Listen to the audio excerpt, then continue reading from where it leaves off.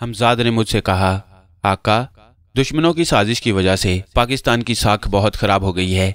आलमी बरादरी ने पाकिस्तान को एक आलमी दहशतगर्द करार दे दिया है और आलमी बरादरी की लिस्ट से पूरी तरह पाकिस्तान को अलग कर दिया गया है।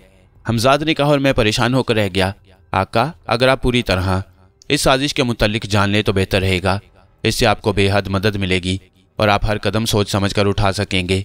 अगर वाकई आप अपने मुल्क पर लगे दाग को धोना चाहते हैं तो इसके लिए यहाँ रहकर आपको बहुत काम करना पड़ेगा।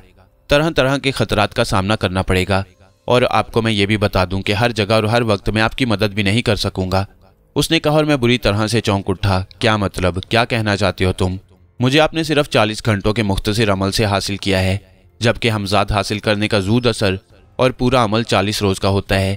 अगर आप 40 रोज का चिल्ला मुकम्मल करके मुझे हासिल करते तो मैं इंतहाई ताकतवर और बाखबर होता। दूसरा, आपने मुझे हमजाद की बजाय साया कहकर मुखातिब करने का अहद लिया, जिनकी वजह से मेरी ताकतें और भी कम होकर रह गई हैं।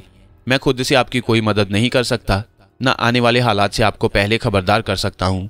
मैं आपका सिर्फ इस हद तक गुलाम हूँ कि आप मुझसे जो कहें वो मैं पूरा कर दूँ। मैंने आपको बताया था कि मैं सिर्फ रोशनी में ही आपके काम आ सकता हूँ, अंधेरे में नहीं। आपके सामने आ सकता हूँ और ना ही आपकी पुकार सुन सकता हूँ। इसके अलावा मेरी मदद हासिल करने के लिए आपका पाक साफ होना बेहद ज़रूरी है। गंदगी और नापाकी की मामूली सी छींट भी आपकी और मेरी राह में रुकावट बन जाएगी। मिसाल के तौर पर आपके बदन पर किसी इंसान या जानवर के खून का कतरा भी लग गया या शराब या पेशाब के कतरों से आपका वजूद या लिबास गंदा हो गया, तब भी मेरे लिए आपके सामने आना मुमकिन ना होगा। आपको जो तकलीफ़ें, अजियतें या किसी के हाथों जख्म लगेंगे उनको भी रोकना मेरे बस से बाहर है। हाँ, अलबत्ता आपके बुलाने पर मैं आपको जख्मों तकलीफ़ों से राहत ज़रूर दिला सकता हूँ, मगर वो भी इस सूरत में जब आप मुकम्मल पाक साफ हों और अपनी तकलीफ़ों को रफ़ा करने के लिए खुद मुझसे ना कहें। आपने यहाँ रहकर जासूसी करने का जो भी इरादा किया है, ये असल में आपके दिमाग की ही इख्तरा नहीं है। ऐसा सब कुछ होना आपके मुकद्दर में पहले से ही लिखा जा चुका था। अल्लाह ताला हर इंसान को दुनिया में किसी न किसी मकसद से ही भेजता है। आप डॉक्टर बनकर इंसानियत की खिदमत करना चाहते थे, लेकिन आपका रास्ता दूसरा था जिस पर हालात ने आपको ला खड़ा किया। जासूसी करके अपने मुल्क और कौम की भलाई का काम करना भी इंसानियत की बहुत बड़ी खिदमत में शुमार होता है। जासूसी कहानियों के पढ़ने और जासूसी फिल्में देखने से आपका जहन शुरू से ही इस तरफ रागिब था, इसलिए अपने शौक की तकमील के लिए कॉलेज के लड़कों के साथ जासूसी खेलकर खुशी महसूस करते थे। आप इंतहाई ज़हीन, मजबूत एसाब के मालिक होने के साथ साथ बेहतरीन लड़ाका भी हैं। जूडो, कराटे और मार्शल आर्ट्स पर भी आपको मुकम्मल अबूर हासिल है। हर किस्म का असलहा भी आप आसानी से चला सकते हैं। ये सब खूबियाँ एक जासूस में होना बहुत ज़रूरी होती हैं। इसके अलावा आप में एक ख़ास बात और भी है। वो लंबी चौड़ी तकरीर करके मुस्कुराया। वो क्या? मैंने उसकी लंबी चौड़ी तकरीर सुनकर बेचारगी के आलम में कहा, वो ये कि हालात जैसे भी हों आप हिम्मत नहीं हारते और आखिरी दम तक लड़ते हैं और जब तक फैसला हो जाए उस वक्त तक पीछे नहीं हटते। मेरा काबू करने का अमल 40 घंटों का था। मुसलसल खड़े रहना, एक लम्हे के लिए भी नींद ना लेना और भूखा प्यासा रहना। वाकई अगर आप हिम्मत ना करते तो अब तक आपकी रूह 7वें आसमान पर होती। उसने मुस्कुरा कर कहा और मैं हंस पड़ा। मौत सर पर हो तो बचने के लिए हर कोई हाथ पांव मारता है। कोई हिम्मत करके अपनी उम्र बढ़ा लेता है और कोई वक्त से पहले ही अपने आप को मार डालता है, लेकिन मौत का एक वक्त मुतय्यन होता है। अगर मेरा वक्त पूरा हो गया होता तो अव्वल तो तुम मेरे काबू में ही ना आते, और अगर आ भी जाते तो मुझे मरने से नहीं बचा सकते थे। मैं बच गया हूँ। इसका मतलब है कि अभी खुदा को मेरी जिंदगी मकसूद थी। बहरहाल तुमने इतनी लंबी चौड़ी तकरीर करके जो कुछ बताया है उसे सुनकर मैं खुश भी हुआ हूँ और परेशान भी। खुश इसलिए हुआ हूँ कि मुझे अपनी ज़िंदगी का असल मकसद मिल गया है कि मैं एक डॉक्टर नहीं जासूस हूँ और जासूस बनकर अपने मुल्क और कौम के काम आ सकता हूँ। परेशानी की बात यह है कि तुम मेरे लिए इस कदर कारआमद नहीं हो जितना मैं समझ रहा था। इस लिहाज से तमाम हालात का मुझे खुद ही सामना करना पड़ेगा और तुम्हारी मदद के लिए मुझे अपनी पाक सफाई का भी बहुत ज़्यादा ख्याल रखना पड़ेगा। बिल्कुल। उसने इस बात में सर हिलाया और मैं सोच में पड़ गया। अच्छा, क्या तुम्हें मालूम है कि मैं कितना अरसा और जिंदा रहूंगा? ये मुझसे ना ही पूछें तो अच्छा है, वरना आपको हालात का मुकाबला करने और काम करने में दिलचस्पी महसूस नहीं होगी। उसने कहा और मैं उसकी तरफ तेज नजरों से घूरने लगा। ये भी ना पूछूं, वो भी ना पूछूं, तो फिर मैं तुमसे पूछूं क्या जिसका तुम मुझे सीधी तरह से जवाब दे सको? मैंने उसकी तरफ देखकर मसनूई गुस्से से कहा, मैं तो कहता हूं कि इस वक्त कुछ भी ना पूछें, खुद को हालात के धारे पर छोड़ दें। देखें कि आपके साथ क्या होता है और आप क्या करते हैं। ला हौल विला कुव्वत। अभी तो तुम कह रहे थे कि मैं साजिश की तफसील तुमसे सुन लूं ताकि मैं बेहतर तरीके से हालात का मुकाबला कर सकूं, और अब कह रहे हो कि कुछ भी ना पूछूं। मैंने झिल्ला कर कहा, हाँ, वाकई तफसील का जानना आपके लिए बेहद ज़रूरी है, वरना आप अंधेरे में ही टामक टोइयां मारते रह जाएंगे। आइंदा पेश आने वाले वाक़यात इस कदर तेज़ और ख़तरनाक होंगे कि आपको सही तौर पर सोचने समझने का भी मौका नहीं मिलेगा और आप बेमकसद हाथ पैर मारते रह जाएंगे। उसने कहा, अच्छा यार, बता दो तफसील, ताकि मैं बामकसद हाथ पांव मार सकूं। मैंने थके थके लहजे में कहा और वह मुझे तफसील बताने लगा। अगर ऐसी बात है तो वो फाइल क्या तुम मुझे लाकर नहीं दे सकते, ताकि मैं उसे ले जाकर अपने मुल्क की हुकूमत के हवाले कर सकूं? मैंने चौंक कर उसे पूछा। ब्लैक मास्टर काली ताकतों का मालिक है और मैं इतना ताकतवर नहीं हूं कि काली ताकतों का मुकाबला कर सकूं, लेकिन अगर आप चाहें तो ना सिर्फ ब्लैक मास्टर बल्कि उसकी काली ताकतों का भी मुकाबला कर सकते हैं। ब्लैक मास्टर और उसकी काली ताकतों से मुकाबले का तरीका मैं आपको बतला दूंगा और जिस कदर मुमकिन हो सका इस सिलसिले में मैं आपकी भरपूर मदद भी करूंगा। उसने कहा और मैं सोच में पड़ गया। अपने मुल्क के मुफाद के लिए मुझे ब्लैक मास्टर और उसकी काली ताकतों से तो क्या, मौत से भी नबुर्द आज़मा होना पड़े तो मैं इनकार नहीं करूंगा। मैंने फैसला कुन लहजे में कहा। साया, मैंने चंद लम्हों के बाद अचानक उससे कहा। आका, उसने हमतन गोश होकर जल्दी से कहा, मैं इस हुकूमत खाने को किसी तरह से तबाह करना चाहता हूँ। क्या तुम मुझे कहीं से 2-3 टाइम बॉम्ब लाकर दे सकते हो? इसकी नौबत नहीं आएगी आका, साय ने कहा और उसकी बात सुनकर मैं चौंक पड़ा। क्या मतलब? आका, आपके हुक्म से मैंने आपके दुश्मनों को उनके घरों में पहुंचा दिया था। उनके जहनों से मैंने आज के होने वाले हर हंगामे को निकाल फेंका है। उन्हें मैंने उनके घरों में ही इतला पहुंचा दी है कि जेल खाने में आप जेल तोड़कर फरार होने की कोशिश में हैं और अब तक जेल के कई मुहाफिजों को ठिकाने लगा चुके हैं। पहले तो उन्हें मालूम था कि आप असल मुजरिम नहीं हैं, मगर अब वो आपको सचमुच एक इंतहाई खतरनाक और खौफनाक मुजरिम समझ रहे हैं। इसलिए आपको ख़त्म करने के लिए वो हर मुमकिन कदम उठाने के लिए तैयार हैं। कर्नल वर्मा और कर्नल प्रकाश समेत कई फौजी मुसल्लह होकर इस तरफ आ रहे हैं। वो बाहर से ही पहले आपको वार्निंग देंगे कि आप खुद को उनके हवाले कर दें। फिर वो अपनी जानें बचाने के लिए इस जेल खाने को ही बमों से उड़ा देने पर मजबूर हो जाएंगे, ताकि आप जैसे खतरनाक मुजरिम को हमेशा हमेशा के लिए इसी जेल खाने में दफन करके रख दें। उसने आखिरी अल्फाज मुस्कुराते हुए कहे थे और मेरे लबों पर भी एक मायनी खेज मुस्कुराहट ऊद कर आई। बहुत खूब, इसका मतलब है कि तुम चाहते हो कि मैं अभी से ही मैदान अमल में आ जाऊं। लगता है कि तुम मेरे दिल का भेद पूरी तरह से जान चुके हो। मैंने मुस्कुराते हुए कहा और उसने इस बात में सर हिला दिया। फिर तो मुझे उनके इस्तकबाल के लिए जल्दी से तैयार हो जाना चाहिए, मैंने कहा और फिर मैंने वहां से एक गन उठा ली और कई फाजिल राउंड उठाकर जेबों में भर लिए और हमजाद के साथ चलता हुआ जेल खाने से बाहर आ गया। जेल खाना वाकई ज़मीन दोज था। बाहर दूर दूर तक वीराने का राज था। हर तरफ चट्टाने और छोटे छोटे टीले थे, जिनके दरमियान एक सुरंग बनाकर उन्होंने ज़मीन दोज जेल खाना बना रखा था। उस गारनुमा रास्ते के आगे उन्होंने मसनूई चट्टान नुमा दरवाज़ा बनाया हुआ था, जो अंदर और बाहर से बटन दबाने से खुलता था। अगर मेरे साथ हमजाद ना होता तो जेल से बाहर निकलना वाकई मेरे लिए बेहद मुश्किल होता। मैं चट्टान को हटाने वाले बटनों को ही तलाश न कर पाता, जो उन्होंने निहायत खुफिया जगह लगा रखे थे, क्योंकि वो बटन भी पत्थरों जैसे थे जिन्हें आम आदमी आसानी से तलाश नहीं कर सकता था। मैंने गारनुमा रास्ते से बाहर निकलकर इधर उधर नजरें दौड़ाईं, मगर बड़े बड़े टीलों की वजह से मुझे वहां कोई रास्ता दिखाई नहीं दे रहा था। वो लोग कितनी देर में यहाँ पहुंच जाएंगे? मैंने हमजाद से पूछा, जो मेरे साथ ही मौजूद था। ज्यादा से ज्यादा आधे घंटे तक यहाँ पहुंच जाएंगे, उसने जवाब दिया और मैंने पुरख्याल अंदाज में सर हिला दिया। तुमने अच्छा किया कि उनके जहनों से आज के होने वाले हंगामे और अपनी ताकत का हर ख्याल महव कर दिया। मैं उन लोगों का मुकाबला करके और उन्हें ज़बरदस्त किस्म का नुकसान पहुंचाकर इस अंदाज में फरार होना चाहता हूं कि सिर्फ ये लोग ही नहीं, पूरी की पूरी फौज मुझे अपने लिए इंतहाई खतरनाक मुजरिम समझकर मेरे पीछे भागती फिरे और मैं उन्हें तिगनी का नाच नचाता रहूं। तुम ऐसा करो, मुझे जेल खाने में पड़ी हुई चंद मजीद गन्ने ला दो और उनको मुख्तलिफ टीलों में इस अंदाज में छुपा दो ताकि दुश्मन को आसानी से वो नजर ना आ सकें। मैं तुम्हारी कारकर्दगी देख चुका हूँ। दुश्मनों पर मैं यह असर डालना चाहता हूँ कि मैं यहाँ से अकेला फरार नहीं हुआ, बल्कि मुझे छुड़ाने के लिए गिरोह ने बाकायदा उन पर हमला किया। तुम टीलों के पीछे छुपी हुई गन्ने चलाते रहना और दुश्मन को जिस कदर नुकसान पहुंचा सको पहुंचा देना। मैं उनकी किसी गाड़ी को ही लेकर फरार होना चाहता हूँ, मैंने उसे अपना प्रोग्राम समझाते हुए कहा। वह मेरी स्कीम समझकर वहां से फरार हो गया और फिर जल्द ही उसने मुझे आकर खबर दी कि वो दर्जन भर गन्नों को मुख्तलिफ टीलों में नस्ब कर चुका है। दुश्मन पर वो उन गन्नों को बैक वक्त इस्तेमाल करेगा ताकि दुश्मनों को यही शुबा रहे कि उनका मुकाबला करने वालों की तादाद काफ़ी है। और फिर कुछ देर बाद मुख्तलिफ टीलों के पीछे से कई फौजी गाड़ियां और ट्रक नमूदार हुए, जो जेल खाने में जाने वाले रास्ते से काफ़ी फासले पर रुक गए। उन गाड़ियों और ट्रकों से मुसल्लह फौजी उतरने लगे और वह झुके झुके अंदाज में इधर उधर फैलते चले गए और उन्होंने जेल खाने के खुफिया रास्ते पर नजरें मरकूज करके उसे अपने निशाने पर ले लिया। फिर एक जेल से कर्नल वर्मा और कर्नल प्रकाश उतरे। उनके हाथों में भी गन्ने थी। चंद लम्हों बाद दूसरी जीप से कैप्टन मल्होत्रा निकले। उसके हाथ में मेगाफोन था। वो तीनों एक बड़ी चट्टान की आड़ में आ गए जो खुफिया रास्ते के दाएं जानिब थी। वहां से खुफिया रास्ते पर आसानी से नजर रखी जा सकती थी। मैं इस असना में एक ऐसे टीले पर चढ़ गया जहां से मैं उन सब पर आसानी से नजर रख सकता था, मगर वो मुझे नहीं देख सकते थे।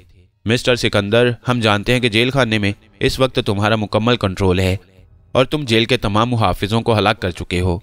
तुम्हें आज सजाए मौत दी जाने वाली थी, मगर किसी कारण हमने फिलहाल तुम्हारी सजा मुलतवी कर दी है। तुम इस वक्त जेल खाने में हो। अगर तुम अपनी जिंदगी की खैरियत चाहते हो और कुछ दिन और जीना चाहते हो तो अपने हथियार गिरा दो और खुद को हमारे हवाले कर दो, वरना हम तुम्हें हलाक करने के लिए इस जेल खाने को भी उड़ा देने का हौसला रखते हैं। कैप्टन मल्होत्रा ने मेगाफोन मुंह के करीब करके अचानक चीखते हुए कहना शुरू कर दिया और मेरे लबों पर उसकी बात सुनकर मुस्कुराहट आ गई कि किसी कारण उन्होंने मेरी मौत की सजा मुलतवी कर दी है। हम तुम्हारे लिए जेल खाने से बाहर आने का खुफिया रास्ता खोल रहे हैं। अपने दोनों हाथ सर पर रखकर उस रास्ते से बाहर आ जाओ, तुम्हारे लिए यही बेहतर होगा, उसने इंतहाई करख्त लहजे में कहा। फिर उसने एक फौजी को इशारा किया जिसने निहायत चौकन्ने और झुके झुके अंदाज में आगे बढ़कर एक पत्थर जोर से दबाकर जेल खाने का खुफिया रास्ता खोल दिया और तेजी से भागता हुआ एक चट्टान की ओट में चला गया।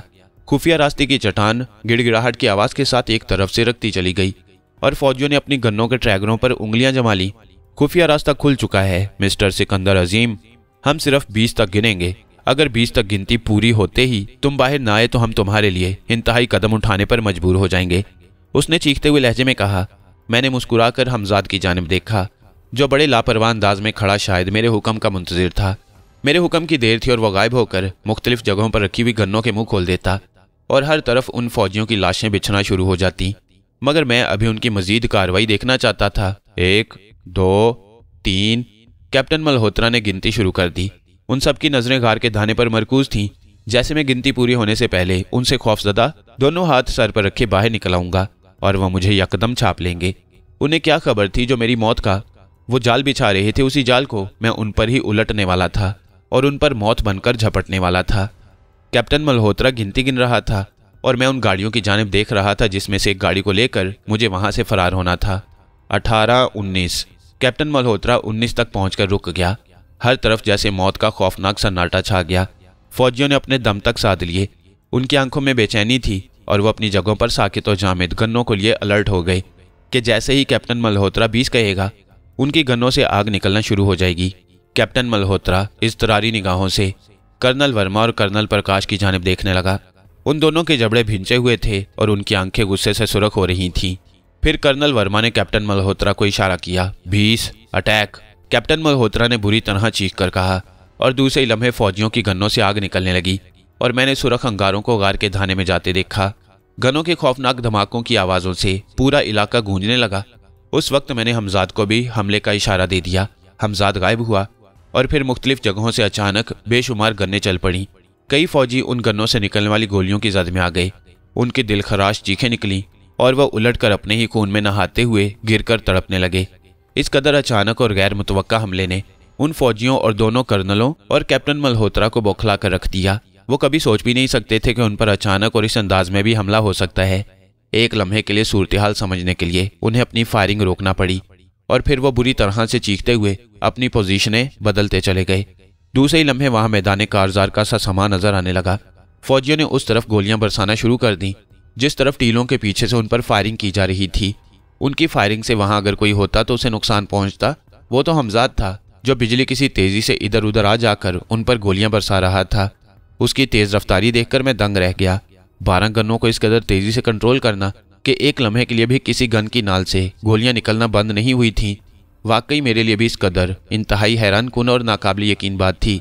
मगर हमजाद को मैं जिस तेजी से इधर उधर आते जाते देखकर गोलियां चलाते देख रहा था उसे मैं कैसे झुटला सकता था।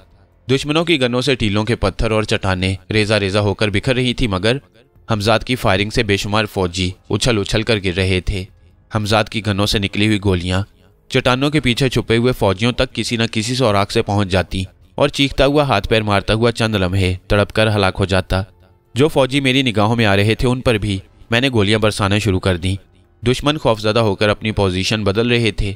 अपने साथियों को इस तरह हलाक होते देखकर दोनों कर्नल्स और कैप्टन मल्होत्रा के चेहरे जर्द पड़ गए। उनकी परेशानी इस बात की गमाज थी कि उनके साथियों को धड़ाधड़ हलाक किया जा रहा है, जबकि उनके साथियों के चलाई हुई गोलियों से अभी तक उन पर हमला करने वालों में से किसी एक की भी चीख सुनाई नहीं दी। सर, दुश्मनों की तादाद बहुत ज्यादा है। हम पूरी तरह छुपने के बावजूद उनकी नजरों में हैं और वो हमें जबरदस्त नुकसान पहुंचा रही हैं, जबकि हमने अभी तक किसी दुश्मन की हल्की सी झलक भी नहीं देखी। एक फौजी ने चीख कर कर्नल वर्मा और कर्नल प्रकाश से मुखातिब होकर कहा, बम बम फेंको उन पर। कैप्टन मल्होत्रा ने चीख कर कहा और फौजियों को जैसे अक्ल आ गई। दूसरे ही लम्हे उन्होंने दस्ती बमों से सेफ्टी पिन्ने निकालकर पूरी कुव्वत से उस तरफ उछालना शुरू कर दिए। अतराफ से उन पर फायरिंग की जा रही थी। बम फिजा में उड़ते हुए उस जाने बढ़े और उन टीलों के पीछे गायब हो गए, मगर दूसरे ही लम्हे वही बम दोबारा उन टीलों के पीछे से निकले और फिजा में उड़ते हुए उन फौजियों के इर्द गिर्द आकर फटने लगे। बमों के खौफनाक धमाकों से पूरा इलाका थर्रा कर रह गया। जिन जगहों पर बम गिरे थे वहां चट्टानों के पत्थरों के साथ साथ इंसानी गोश्त भी टुकड़े टुकड़े होकर फिजा में बिखरते चले गए। अब तो दुश्मनों के रहे से औसान भी खता होकर रह गए। वो अपनी जानें बचाने के लिए इधर उधर भागने लगे, मगर हमजाद की गोलियां मुसलसल उनका ताकुब करती रहीं और वो उछल उछल कर गिरते रहे। मैं टीले की पिछली जानिब से उतरा और चट्टानों की ओट लेता हुआ उस जानिब बढ़ने लगा जिस तरफ उनकी गाड़ियां खड़ी थीं। कुछ फौजी अपनी जान बचाने के लिए उन गाड़ियों तक पहुंचने की कोशिश कर रहे थे। मैं रुककर उनको निशाना बनाने लगा और उसी तरह चट्टानों की ओट लेता हुआ मैं आखिरकार एक गाड़ी तक पहुंचने में कामयाब हो गया। वो जीप नुमा एक बंद गाड़ी थी। मैं जमीन पर रेंगता हुआ उसके करीब पहुंच गया। फिर मैं तेजी से उठा और दूसरे ही लम्हे मैं गाड़ी का दरवाज़ा खोलकर अंदर पहुंच चुका था। मैंने गाड़ी के इग्निशन में मौजूद चाबी देखकर इत्मीनान का सांस लिया और फिर मैंने गाड़ी स्टार्ट कर दी। सामने से दो फौजियों को गन लिए भाग कर आते देखकर मैंने जल्दी से गाड़ी की खिड़की से गन वाला हाथ बाहर निकाला और एक के बाद दीगरे दो धमाके हुए और भाग कर आने वाले दोनों फौजी जमीन से कई फुट ऊंचा उछलने के बाद जमीन पर गिर पड़े और मैंने गाड़ी आगे बढ़ा दी। मगर शायद दुश्मनों ने मुझे गाड़ी पर कब्जा करते देख लिया था, क्योंकि एक साथ कई गोलियां गाड़ी की बॉडी से टकराई थीं और विंड स्क्रीन छनाके से चिकनाचूर होती चली गई। अगर मैं बर वक्त सर नीचे ना कर लेता तो कई गोलियां मेरे सर में घुस गई होती या फिर विंड स्क्रीन की किरचियों से मैं हमेशा के लिए अंधा होकर रह गया होता। मौत के खौफ से यकबारगी मेरा दिल जोर से धड़क उठा और मैंने सर झुकाए आगे देखे बगैर एक्सेलरेटर पर जोर से पांव का दबाव डाला। गाड़ी को एक जोरदार झटका लगा और गाड़ी उछलकर बंदूक से निकली हुई गोली की तरह आगे बढ़ती चली गई। उसी वक्त हमजाद मेरे साथ वाली सीट पर नमूदार हुआ। उसने ड्राइविंग व्हील पकड़कर पूरी कुव्वत से अपनी जानिब मोड़ लिया। गाड़ी दाएं तरफ घूम गई और तकरीबन उलटते उलटते बची। एक्सेलरेटर पर दबाव डाले रखें और सर को नीचे ही रखिए आका, इसे संभालना मेरा काम है, उसने चीख कर कहा और मैंने स्टीयरिंग से हाथ हटाकर नीचे कर लिया। सैकड़ों गोलियां गाड़ी से टकरा रही थीं। ना जाने गाड़ी में कितने सुराख हो गए थे। उसके तमाम शीशे चिकनाचूर हो गए। मैं एक्सेलरेटर पर मुसलसल दबाव डाले हुए था और हमजाद स्टीयरिंग व्हील तेजी से दाएं बाएं घुमाता जा रहा था। गाड़ी इंतहाई तेज रफ्तारी से कभी दाएं तरफ उलटने लगती कभी बाएं तरफ, मगर सिर्फ स्टीयरिंग व्हील से हमजाद उसे इस तरह कंट्रोल किए हुए था कि अभी तक ना ही गाड़ी उल्टी थी और ना ही किसी टीले या चट्टान से टकरा पाई। दुश्मनों की चलाई हुई गोलियों से मुझे नुकसान पहुंच सकता था, मगर हमजाद को सामने खड़ा करके उस पर तोप के गोले भी बरसा दिए जाते तब भी उसे नुकसान नहीं पहुंच सकता था, क्योंकि उसका वजूद तो मावरा ही था। एक साए को भला कोई नुकसान पहुंचा सकता था। आप इस तरफ आ जाएं, गाड़ी का कंट्रोल मुकम्मल तौर पर मुझे दे दें, उसने मुझसे कहा और मैं उठकर हमजाद की सीट पर आ गया और हमजाद अपने वजूद को सुकेड़ कर ड्राइविंग सीट पर आ गया। मैंने सर उठाकर सामने देखा और फिर मेरी रूह तक कांप कर रह गई। गाड़ी की रफ्तार इस कदर खौफनाक हद तक तेज थी कि सामने टीले और बड़ी बड़ी चट्टानें आने वाहिद में हमारे आगे आ जाते और अगर हमजाद स्टीयरिंग मोड़कर गाड़ी का रुख ना बदल लेता तो गाड़ी किसी चट्टान या टीले से टकरा जाती और जो गाड़ी और मेरा हशर होता उसके बारे में लफ्जों में बयान करना मेरे बस से बाहर था। मैंने बेख्तियार खौफ से आंखें बंद कर लीं। गाड़ी तेज रफ्तारी से दौड़ती हुई बार बार दाएं बाएं उठ रही थी। लामुहल्ला मोड़ मुड़ते हुए वो कभी दाएं 2 टायरों पर उठ जाती होगी, कभी बाएं टायरों पर। इस कदर तेज और खौफनाक ड्राइविंग मैंने आज तक देखी ना सुनी। गोलियों के धमाकों की आवाज़ मुसलसल सुनाई दे रही थी, मगर हमजाद गाड़ी भगाता हुआ काफ़ी दूर ले आया।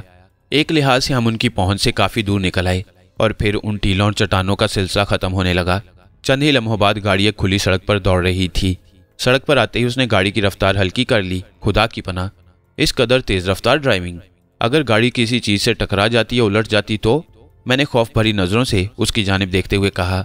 तो आपका और गाड़ी का कचूमर निकल जाता, मेरे साए के वजूद को मामूली सी खराश तक ना आती।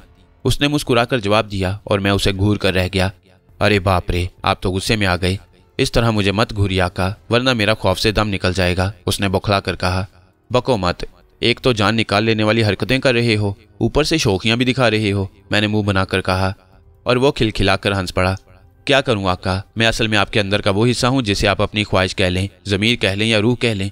आपके साथ ही पैदा हुआ था बचपन की शरारतें, आपकी वो सारी ख्वाहिशें जो हालात की मजबूरी के तहत आप दिल में दबा लेते थे कि आप ये होते वो होते, किसी फिल्म के हीरो होते या एक बहुत बड़े जासूस होते वगैरह, तो ये कर देते, ऐसे ऐसे एक्शन दिखाते, दुश्मनों को नाकों चने चबवा देते।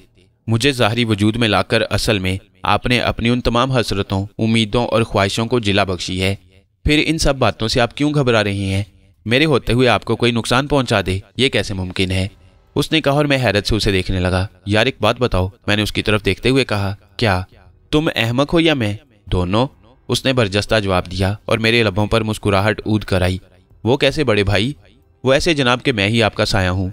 रंगो रूप, शक्ल सूरत, अकल वगैरह वगैरह हर चीज़ आप ही जैसी है, इसलिए अगर मैं अहमक हूँ तो आप भी अहमक हैं। आप अक्लमंद हैं तो मैं भी अक्लमंद हूँ, आप गधे हैं तो मैं भी। और ये मैं क्या कह गया? उसने ये बात कुछ इस अंदाज में कही थी कि मैं किसी तरह अपनी हंसी ना रोक सका। मुझे हंसता देखकर वो भी हंसने लगा।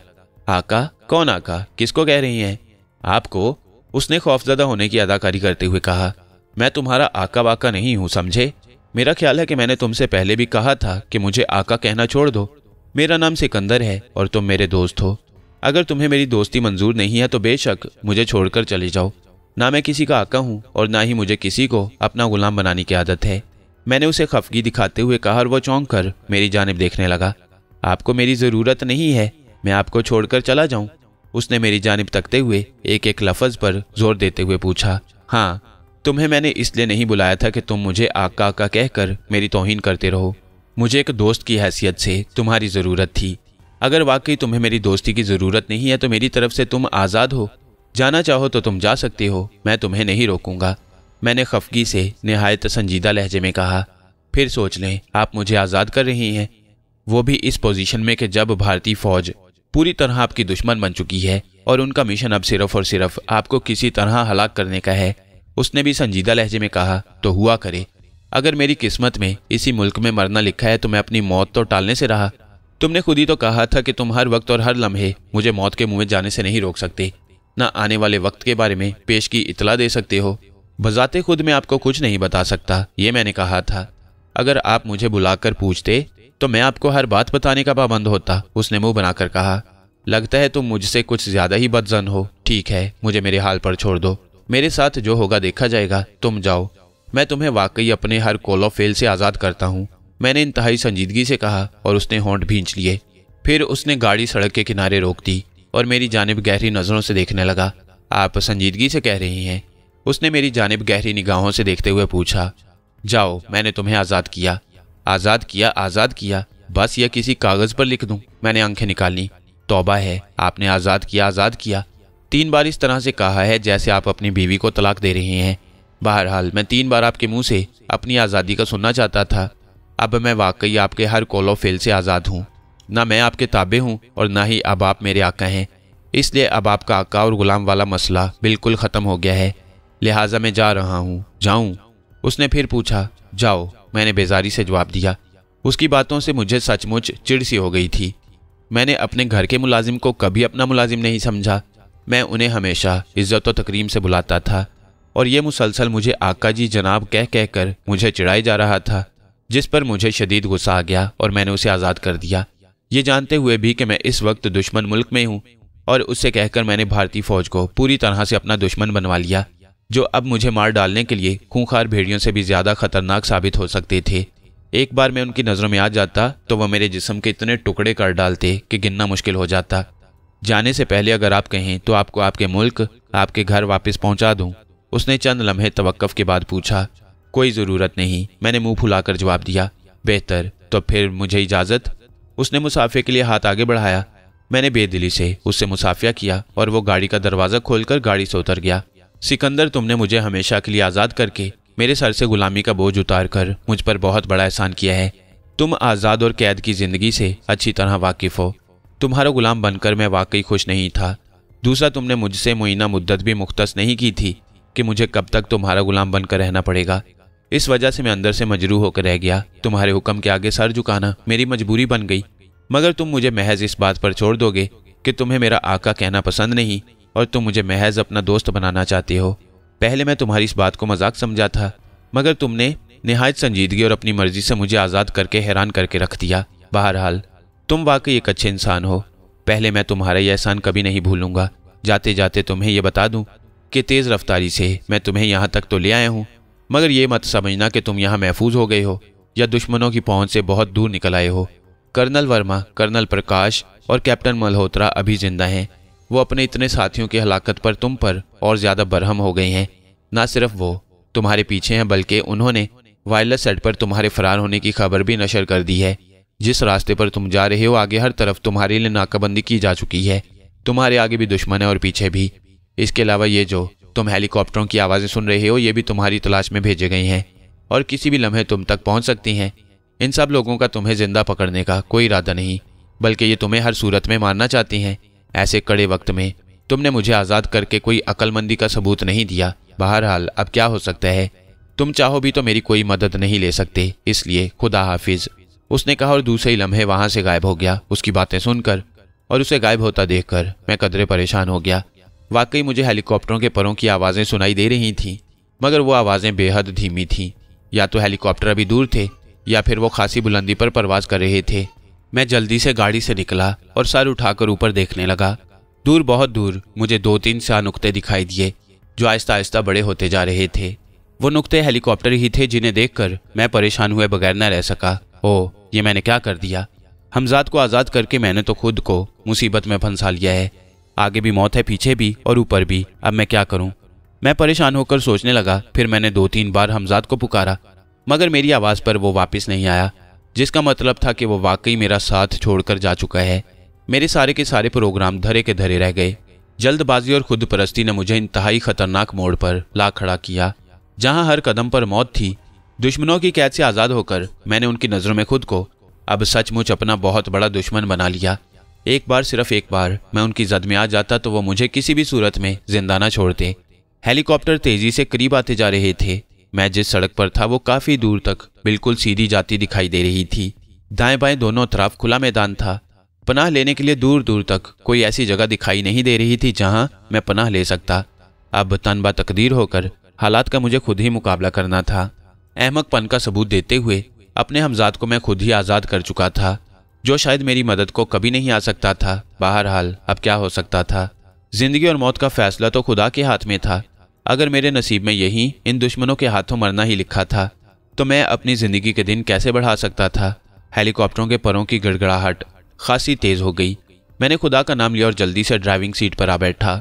दूसरे लम्हे गाड़ी निहायत तेजी से एक बार फिर सामने की जानिब भागने लगी, लेकिन चंद ही लम्हों में हेलीकॉप्टर ने मुझे आ लिया। एक हेलीकॉप्टर मेरे दाएं तरफ आकर नीचे परवाज करने लगा और दूसरा बाएं तरफ। तीसरा हेलीकॉप्टर गालिबन मेरी गाड़ी के ऐन ऊपर परवाज कर रहा था। हेलीकॉप्टर में बैठे हुए फौजियों के हाथों में मौजूद गन्नों का रुख मेरी जानिब था और फिर अचानक उन्होंने मेरी गाड़ी पर गोलियां बरसाना शुरू कर दी। मैंने कार की रफ्तार तेज कर दी। बेशुमार गोलियां गाड़ी की बॉडी में घुस गई थीं। मैं गाड़ी की रफ्तार तेज से तेज करता चला गया और फिर मैंने गाड़ी को उसी तेज रफ्तारी से चलाते हुए जिगजैग अंदाज में लहराना शुरू कर दिया। हेलीकॉप्टरों से मुसलसल फायरिंग हो रही थी और मौत के खौफ से मेरा सारा बदन पसीने पसीने होकर रह गया। बदकिस्मती से उस वक्त मेरे पास कोई हथियार मौजूद ना था जिससे मैं किसी तरह उनका मुकाबला कर सकता। गाड़ी की रफ्तार तेज होते ही हेलीकॉप्टर भी तेज होकर मेरा ताकुब करने लगे। अचानक एक हेलीकॉप्टर मेरी गाड़ी के ऊपर से होता हुआ तेजी से आगे निकलता चला गया। काफी आगे जाकर उसने अपना रुख बदला और फिर नीचे की जानिब झुककर सड़क के ऐन दरमियान में उतरता चला गया। जो ही हेलीकॉप्टर के पैड सड़क से लगे, उसमें से फौजी कूद कूद कर बाहर उतरने लगे और वो गन्ने संभाल कर ऐन सड़क के दरमियान खड़े हो गए। ये देखकर मैंने बेख्तियार होंठ भींच लिए, गोया उन्होंने मेरी हलाकत का मुकम्मल इंतजाम कर लिया था। मैंने पलट कर देखा, एक हेलीकॉप्टर नीचे परवाज करता हुआ गाड़ी के पीछे आ रहा था, जबकि तीसरा हेलीकॉप्टर दाएं जानिब मौजूद था और फौजी गनों से मुसलसल गोलियां बरसा रहे थे। सड़क पर उतरने वाला हेलीकॉप्टर अभी खासे फासले पर था, मगर जिस रफ्तार से मैं गाड़ी दौड़ा रहा था, चंद ही लम्हों में उनके करीब पहुंच जाता और वो यकदम सामने से मुझ पर फायरिंग शुरू कर देते और सामने से होने वाली फायरिंग से बचना मेरे लिए नागुज़ीर हो जाता। हमजाद के बच्चे अगर छोड़कर जाना ही था तो जाते जाते कम अज कम कोई हथियार ही दे जाते। मरते मरते 2-4 दुश्मनों को साथ ले मरता। मैंने दिल ही दिल में हमजाद को कोसा। फिर किसी ख्याल से मैंने गाड़ी के डैशबोर्ड पर जोर से हाथ मारा तो डैशबोर्ड खुल गया और उसमें से कोई चीज़ निकलकर मेरी गोद में आ गिरी। मैंने उस चीज़ को पकड़ लिया। वो एक खिलौना नुमा छोटा सा अजीबोगरीब पिस्तौल था, दस्ते से फूला हुआ, और आगे से उसकी नाल बेहद छोटी और तंग थी, जिसमें बमुश्किल चावल के दाने ही गुजर सकते थे। पिस्तौल भी मिला तो वो भी किसी बच्चे का खिलौने नुमा। मैंने एक हाथ से स्टीयरिंग संभालते हुए पिस्तौल को उलट पलट कर देखते हुए बड़बड़ा कर कहा। वो पिस्तौल में फेंकने ही लगा था कि उसी वक्त गोलियों की बाढ़ आई और मुझे मजबूरन सर झुका लेना पड़ा। मैं सामने सड़क पर मौजूद हेलीकॉप्टर और फौजियों के करीब पहुंचता जा रहा था। मेरे दिल में ना जाने क्या आया कि मैंने खिलौना नुमा पिस्तौल का रुख अचानक दाएं तरफ मौजूद हेलीकॉप्टर की जानिब करके उसका ट्रैगर दबा दिया।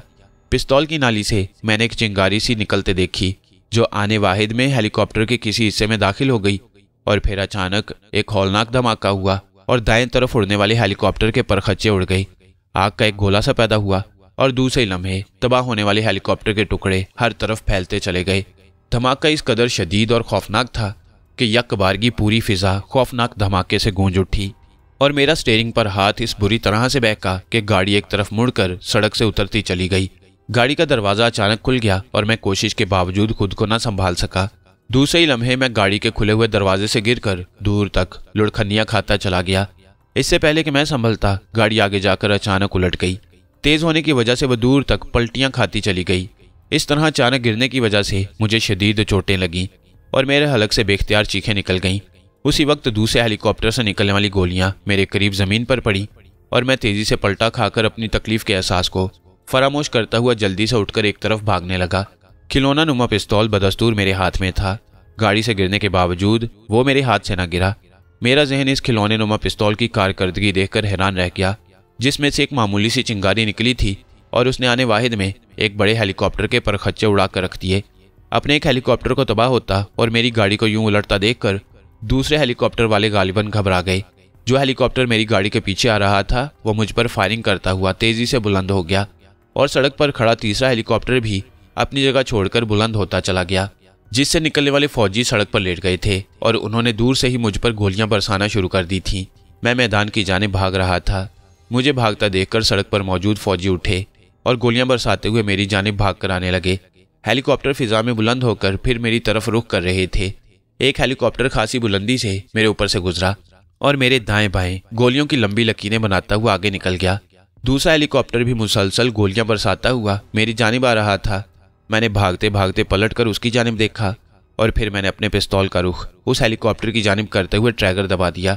पिस्तौल से पहले की तरह एक और चिंगारी निकली और इंतहाई तेजी से हेलीकॉप्टर की जानिब बढ़ती चली गई। दूसरे ही लम्हे धमाका हुआ और हेलीकॉप्टर के पुर्जे बिखरते चले गए। ये देखकर मेरी खुशी की कोई इंतहा न रही, जबकि दूसरे हेलीकॉप्टर की तबाही ने फौजियों को हिलाकर रख दिया और वह फौरन अपनी जगह पर रुककर जमीन पर गिर गए। तीसरा हेलीकॉप्टर जो आगे जाकर वापस मेरी जानिब पलट रहा था, उसने अपना रुख तेजी से दूसरी जानिब मोड़ लिया। उसे मुड़ते देखकर मैंने उस पर भी अपने पिस्तौल की एक चिंगारी फेंक दी। वह हेलीकॉप्टर काफी दूर था। चिंगारी पिस्तौल की नाली से निकलकर रास्ते में ही कहीं गुम हो गई। मैं समझा शायद उस पिस्तौल में इतनी दूर मार करने की पावर नहीं है, मगर जब तीसरा धमाका हुआ और मैंने तीसरे हेलीकॉप्टर को भी तबाह होकर गिरते देखा तो मैं आंखें फाड़ फाड़ कर उस खिलौने नुमा पिस्तौल को देखने लगा कि आखिर ये क्या बला है। बज़ाहिर एक मामूली और किसी बच्चे का खिलौना ही मालूम हो रहा था, जिसकी नाल बेहद बारीक थी। उसमें से निकलने वाली चिंगारी में ना जाने क्या ताकत थी जो एक लम्हे में इतने बड़े हेलीकॉप्टर के परखच्चे उड़ा कर रख देती। क्या ये कोई ब्लास्टर रेस गन थी? मगर रेस गन से तो रेस यानी शुआ निकलती है, इसमें से तो महज एक चिंगारी से निकलती है। फिर मगर ये हैरत अंगेज और खौफनाक धमाके वाली पिस्तौल उस फौजी गाड़ी में कहाँ से आ गई? क्या ये फौज की कोई नई ईजाद थी? क्या भारत साइंसी दौड़ में इस कदर तरक्की कर चुका था कि एक मामूली से हथियार से इस कदर खौफनाक तबाही लाई जा सकती? जाहिर है मैं उन फौजियों की गाड़ी लेकर भागा था और ये पिस्तौल मुझे उसी गाड़ी के ही डैशबोर्ड से मिला था, इसलिए ये उनका ही हथियार हो सकता था जिससे मैं 3 बड़े बड़े हेलीकॉप्टरों को तबाह कर चुका था। जैसे मैंने उन पर मजाइल बरसाए हों, अपने हेलीकॉप्टर तबाह होते देखकर जिंदा बच जाने वाले फौजी उसी तरह से जमीन पर लेटे हुए थे और मुसलसल मेरी जानिब गोलियां बरसा रहे थे। वो मुझसे तकरीबन 150 गज दूर होंगे। उनकी गन्नों से निकलने वाली गोलियां मेरे दाएं बाएं से गुजर रही थीं और मैं मुसलसल दाएं बाएं लहराता हुआ भाग रहा था। खौफ और घबराहट में शायद वो सही तौर पर मेरा निशाना नहीं ले पा रहे थे। मैंने पलटकर उनकी तरफ देखा और आगे की जानिब भागता चला गया, यहाँ तक कि मैं उनकी रेंज से काफ़ी दूर निकल आया। मगर मैंने अपनी रफ्तार कम न की और मुसलसल भागता रहा। मैदान था कि ख़त्म होने को ही ना आ रहा था। सड़क दूर, बहुत दूर रह गई थी। फौजी मुझे बहुत दूर से भौनों की तरह दिखाई दे रहे थे। मैंने दूर से देखा उन फौजियों के करीब कई गाड़ियां आकर रुक रही थीं। शायद जेल खाने से बच जाने वाले फौजी कैप्टन मल्होत्रा, कर्नल वर्मा और कर्नल प्रकाश वहां पहुंच गए थे और हेलीकॉप्टर से उतरने वाले फौजी उनको सूरत हाल बता रहे थे। और फिर मैंने उन फौजी गाड़ियों को सड़क से उतरकर मैदान में उस तरफ आते देखा जहां मैं भागा चला रहा था। गोया उन्होंने मेरा ताक़ुब न छोड़ा। भागते भागते मेरा सांस बुरी तरह फूल गया। मैं पलट पलट कर उन फौजी गाड़ियों की जानिब देख रहा था जो निहायत तेजी से मेरी जानिब बढ़ी चली आ रही थीं। उन गाड़ियों की तादाद 8 थी। हेलीकॉप्टर से उतरने वाले फौजी भी गालिबन उन गाड़ियों में सवार हो गए, क्योंकि दूर सड़क पर मुझे कोई इंसान दिखाई नहीं दे रहा था। भागते भागते अचानक मेरा पैर किसी चीज़ से टकराया। मैंने संभलने की कोशिश की मगर कामयाब न हो सका और मुंह के बल उछलकर ज़मीन पर गिर पड़ा। मेरी पेशानी गालिबन किसी पत्थर से टकराई, क्योंकि एक लम्हे के लिए मेरे 14 तबक रोशन होकर रह गए और फिर जैसे मेरे जहन पर अंधेरे की दबीज तह चढ़ती चली गई। मुझे यूं महसूस हुआ था जैसे पत्थर से सर टकराते ही मेरे सर के पर खच्चे उड़ गए हो और शायद वो मौत के ही हाथ थे जिन्होंने मुझे यकदम थाम लिया। इसके बाद मेरे होशो हवास पूरी तरह मेरा साथ छोड़ते चले गए। होश आया तो मैं एक छोटे से कमरे या शायद झोंपड़ी में ज़मीन पर मौजूद घास के ढेर पर मौजूद था। वो लकड़ी का बना हुआ मुस्ततील झोंपड़ा ही नजर आ रहा था जो चारों तरफ से बंद था। खासी बुलंदी पर एक गोल रोशनदान बना हुआ था जिससे धूप अंदर आ रही थी। उसी धूप की वजह से वहां अच्छी खासी रोशनी हो रही थी और मुझे ज़मीन पर घास के अलावा कुछ नजर नहीं आ रहा था। मैं चंद लम्हे उसी तरह चित लेटा रहा, फिर जल्दी से उठकर बैठ गया। ये कौन सी जगह है? मैं कहाँ हूँ? मुझे यहाँ कौन लाया है? मैं तो मैदान में भाग रहा था और दुश्मन गाड़ियाँ मेरे पीछे आ रही थीं और फिर मैं गिर पड़ा। हाँ, मुझे याद आया, मेरा सर गालिबन किसी पत्थर से टकराया था। इसका मतलब है कि मैं एक बार फिर दुश्मनों की कैद में हूँ।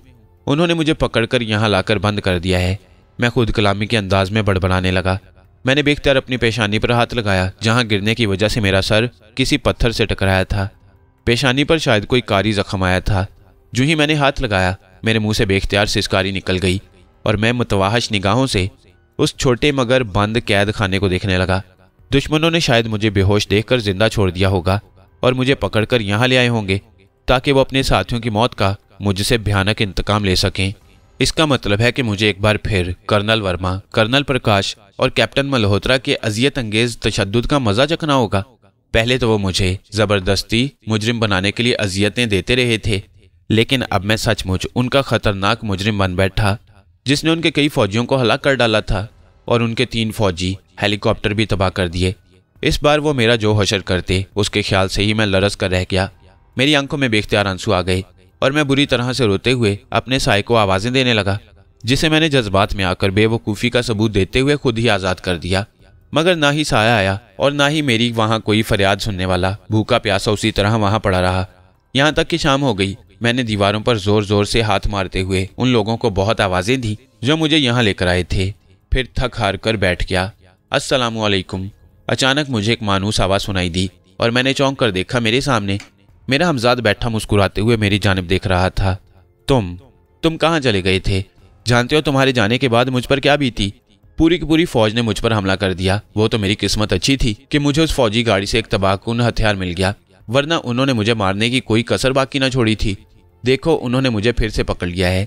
यहाँ कैद हुए ना जाने कितना वक्त हो गया है। भूख प्यास से मेरी जान निकली जा रही है और तुम अब आए हो। उसे देखकर मैं गुस्से से फट पड़ा और एक ही सांस में उससे कहता चला गया, आप क्या समझते हैं मैं आपको छोड़कर चला गया था? उसने मुस्कुराते हुए कहा।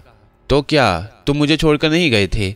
उसकी बात सुनकर मैंने चौंकते हुए पूछा। नहीं, आप पर दुश्मनों ने जब हमला किया था तो मैं गैबी हालत में आपके साथ ही था। तबाहकुन हथियार भी मैंने ही आपके डैशबोर्ड में रखा था।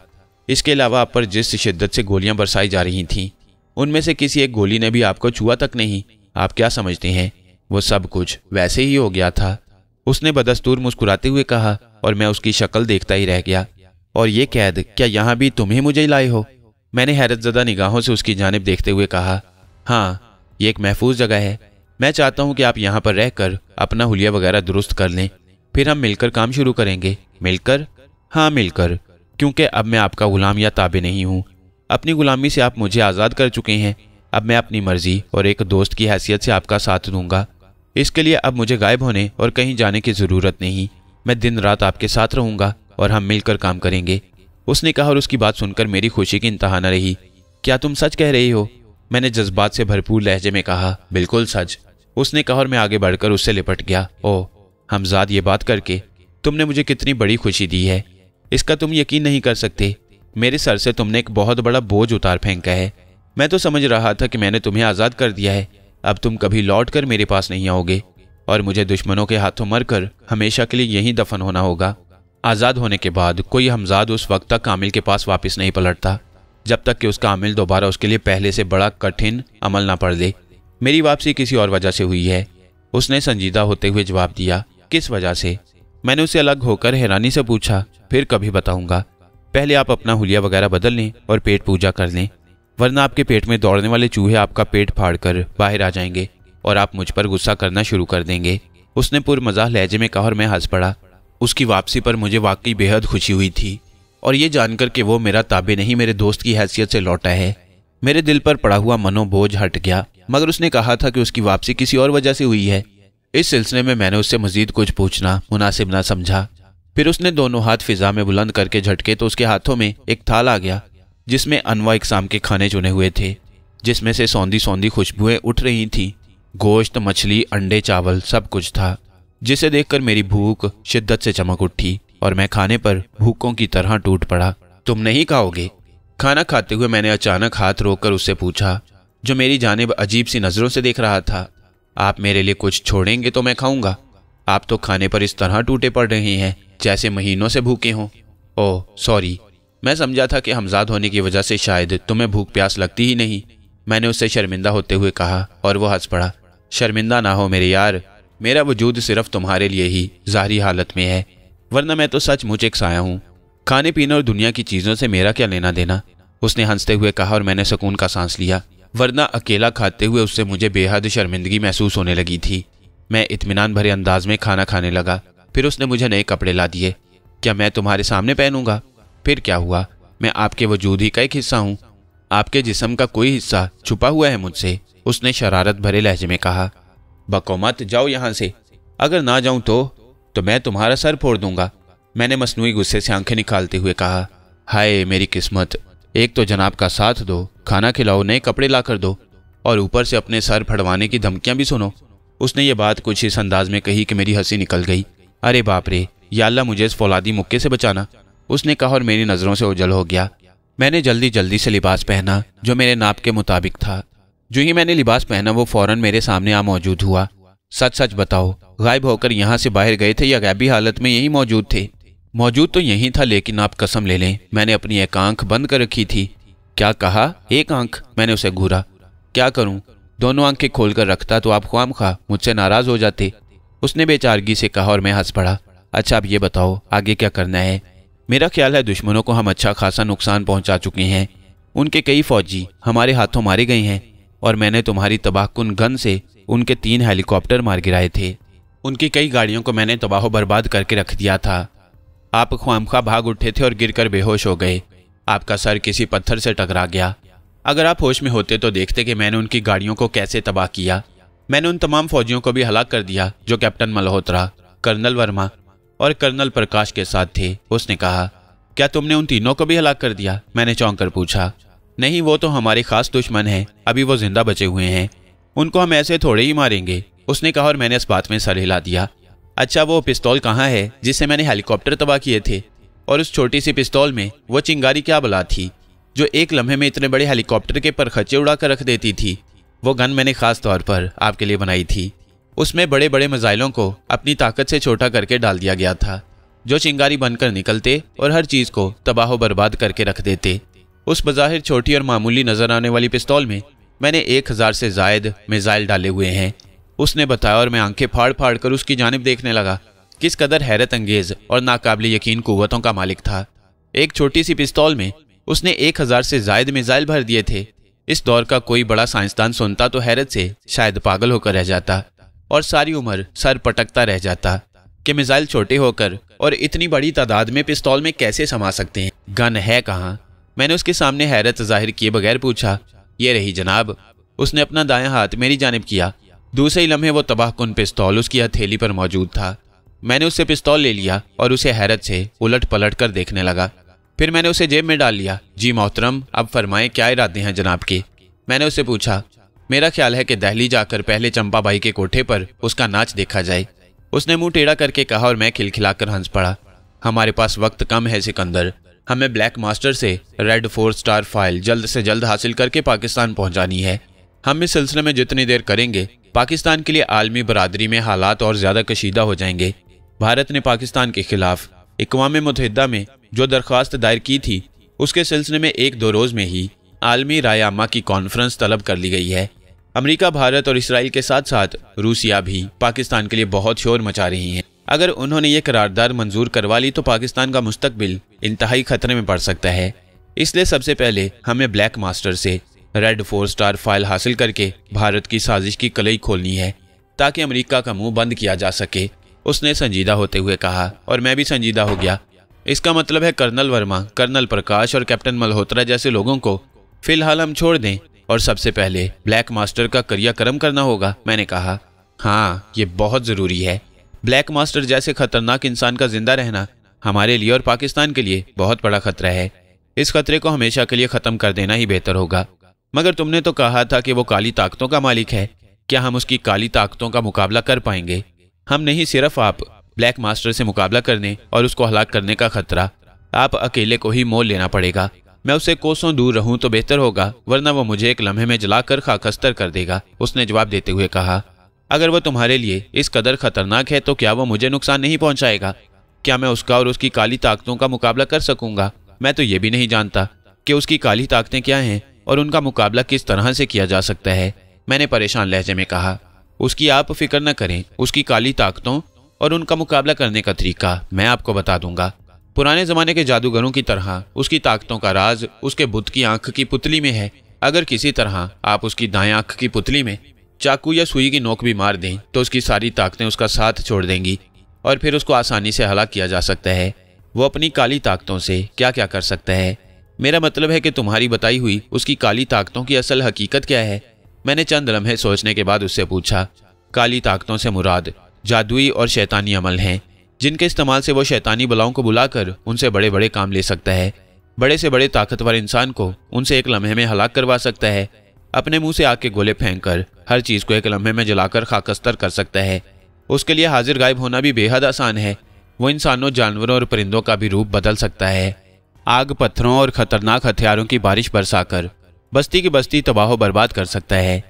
इसके अलावा वो अपने मंत्रों से पूरी की पूरी शैतानी बलाओं की फौज को बुलाकर हर तरफ तबाही और बर्बादी फैलाकर रख सकता है। हमजाद कहता चला गया, ओह, साइंस के इस कदर तेज रफ्तार जमाने में अभी तक ऐसे जादूगर और काली ताकतों के मालिक मौजूद हैं। अगर भारत के पास इस कदर खौफनाक ताकतों का मालिक एक इंसान मौजूद है तो उसे इतनी बड़ी फौज बनाने या पाकिस्तान के खिलाफ इतनी बड़ी बड़ी साजिशें करने की क्या जरूरत है? ब्लैक मास्टर तो अपनी ताकतों से अकेला ही पाकिस्तान को तबाह बर्बाद कर सकता है। मैंने हमजाद की बात सुनकर हैरत का इजहार करते हुए कहा, बिल्कुल कर सकता है, लेकिन अभी उसके साथ एक मसला है, वरना वो ना जाने कब का पाकिस्तान को मिटाने के लिए निकल खड़ा हुआ होता। वो मसला क्या है जिसके लिए अभी तक वो अपने मजमूम इरादों में कामयाब नहीं हुआ? ब्लैक मास्टर असल में एक माजूर इंसान है। उसकी दोनों टांगें काले इलम को हासिल करते हुए एक मामूली सी गलती की वजह से उससे अलग हो गई थी। और काला इलम चलाने वाले के लिए ये जरूरी होता है कि वो जिस बस्ती और जिस इलाके को तबाह बर्बाद करना चाहे वहां कम से कम एक मर्तबा वो खुद जाकर एक रात गुजारे। उस एक रात में उसे एक खास अमल करना होता है। फिर वो जहां चाहे चला जाए, किसी भी वक्त, किसी भी लम्हे, जिस जगह रात गुजार कर उसने अमल पड़ा होता है वहां तबाही और बर्बादी फैला सकता है। यही वजह है कि अपनी माजूरी की वजह से वो एक मखसूस जगह का ही होकर रह गया है और जो इलाके उसके दायरा कार में आते हैं वहां तक उसका मुकम्मल राज चलता है और उसके सामने कोई दम तक नहीं मार सकता। उसने कहा, यहाँ भी एक सवाल पैदा होता है।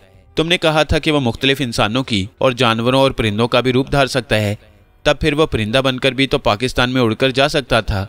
आप ठीक कह रही हैं, वैसा भी कर सकता था, मगर यहाँ आकर उसका बुढ़ापा उसके आड़े आ जाता है। वो किसी दूसरे इंसान का रूप धारे, किसी जानवर या किसी परिंदे का रूप धारे, मगर ज्यादा से ज्यादा 20-25 मिनटों बाद उसका असल रूप खुद ब खुद वापिस आ जाता है।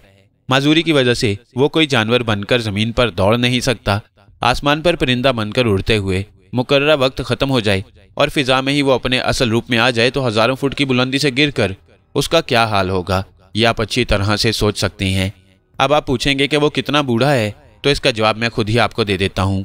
वो अपनी काली ताकतों की बदौलत पिछले 300 सालों से जिंदा है, उसने कहा और मैं बुरी तरह से उछल पड़ा। 300 सालों से? ये कैसे हो सकता है? मैंने हैरत की शिद्दत से हकलाते हुए पूछा। मैंने कहा ना कि वो अपनी काली ताकतों की वजह से अभी तक जिंदा है। जब तक उसके बुत की आंख की पुतली फोड़कर उसे हलाक नहीं कर दिया जाता, उस वक्त तक उसे मौत नहीं आ सकती, और उसकी मौत का राज कोई नहीं जानता। उसने बड़े बड़े दौर देखे हैं, बादशाहों से लेकर राजाओं तक। हर दौर में उसने हिंदुओं के लिए बहुत काम किया है और हर दौर में मुसलमानों को शदीद नुकसान पहुंचाया, उसने बताया। और मैंने होंठ सीटी बजाने वाले अंदाज में सुकेड़ लिए। अगर वो इतने अरसे से जिंदा है तो क्या मैं उसका मुकाबला करके उसको हलाक कर पाऊंगा? हिम्मत मर्दा, मदद खुदा, उसने कहा और मैं उसकी जानिब देखने लगा। सिकंदर साहब, एक बात बताएं, आप अपने मुल्क की बका के लिए किस हद तक कुर्बानी दे सकती हैं? उसने चंद लम्हे तवक्कुफ के बाद पूछा। मुल्क के वकार, उसकी इज्जत और बका के लिए अगर मुझे अपने जिस्म के खून का आखिरी कतरा भी बहाना पड़े तो बहा दूंगा। खून का आखिरी कतरा तक बहा देने से मुराद ये है कि मुल्क के मुफाद के लिए आप अपनी जान भी दे सकते हैं। उसका लहजा सवालिया था। हाँ, मैंने उसकी बात ना समझते हुए इस बात में सर हिला दिया। तब फिर मैं अगर कहूँ कि अपने मुल्क के लिए आपको मरना ही पड़ेगा तो? उसने एक एक लफ्ज पर जोर देते हुए कहा। मैं हंसकर अपनी जान दे दूंगा। मैंने जल्दी से जवाब दिया। अच्छी तरह सोच लें, मैं मजाक नहीं कर रहा। यार, तुम पहेलियां क्यों बुझवा रहे हो? साफ साफ कहो, क्या कहना चाहते हो? मैंने सर झटक कर कहा। कहना मैं ये चाहता हूँ अजीज मन कि ब्लैक मास्टर और उसकी काली कुव्वतों के साथ आप जिंदा रहकर नहीं मरकर मुकाबला कर सकती हैं, उसने कहा और मैं बुरी तरह से उछल पड़ा। हैरत और खौफ से मेरी आंखें फैलती चली गईं और मैं हमजाद की जानिब ऐसी नजरों से देखने लगा जैसे या तो वो पागल हो गया है या फिर मैंने जो सुना है वो सही तरह मेरी समझ में नहीं आया। आपको एक रात आग की कब्र में गुजारनी होगी। एक गहरी कब्र खोदकर उसमें अंगारे रखे जाएंगे और उन अंगारों पर आपकी लाश को लिटाकर कब्र को मुकम्मल तौर पर बंद कर दिया जाएगा। सूरज गरूब होने से लेकर तुलू होने तक अगर आप कब्र में रात गुजार लें तो वो आग आपके अंदर एक नई जिंदगी की रूह फोंक देगी और आप कुंदन बन जाएंगे। आग की कब्र में रात गुजारने के बाद आपके बदन में इतनी ताकत आ जाएगी कि आप आसानी से न सिर्फ काली ताकतों का मुकाबला कर लेंगे बल्कि उनको फना भी करके रख देंगे और काली ताकतें आपका बाल भी बीका न कर सकेंगी। हमजाद ने मुझे मजीद बताते हुए कहा। मैं हैरानी से उसकी तरफ देखते हुए गौर से उसकी बातें सुन रहा था। मैं सचमुच उसकी बातों को मजाक समझ रहा था।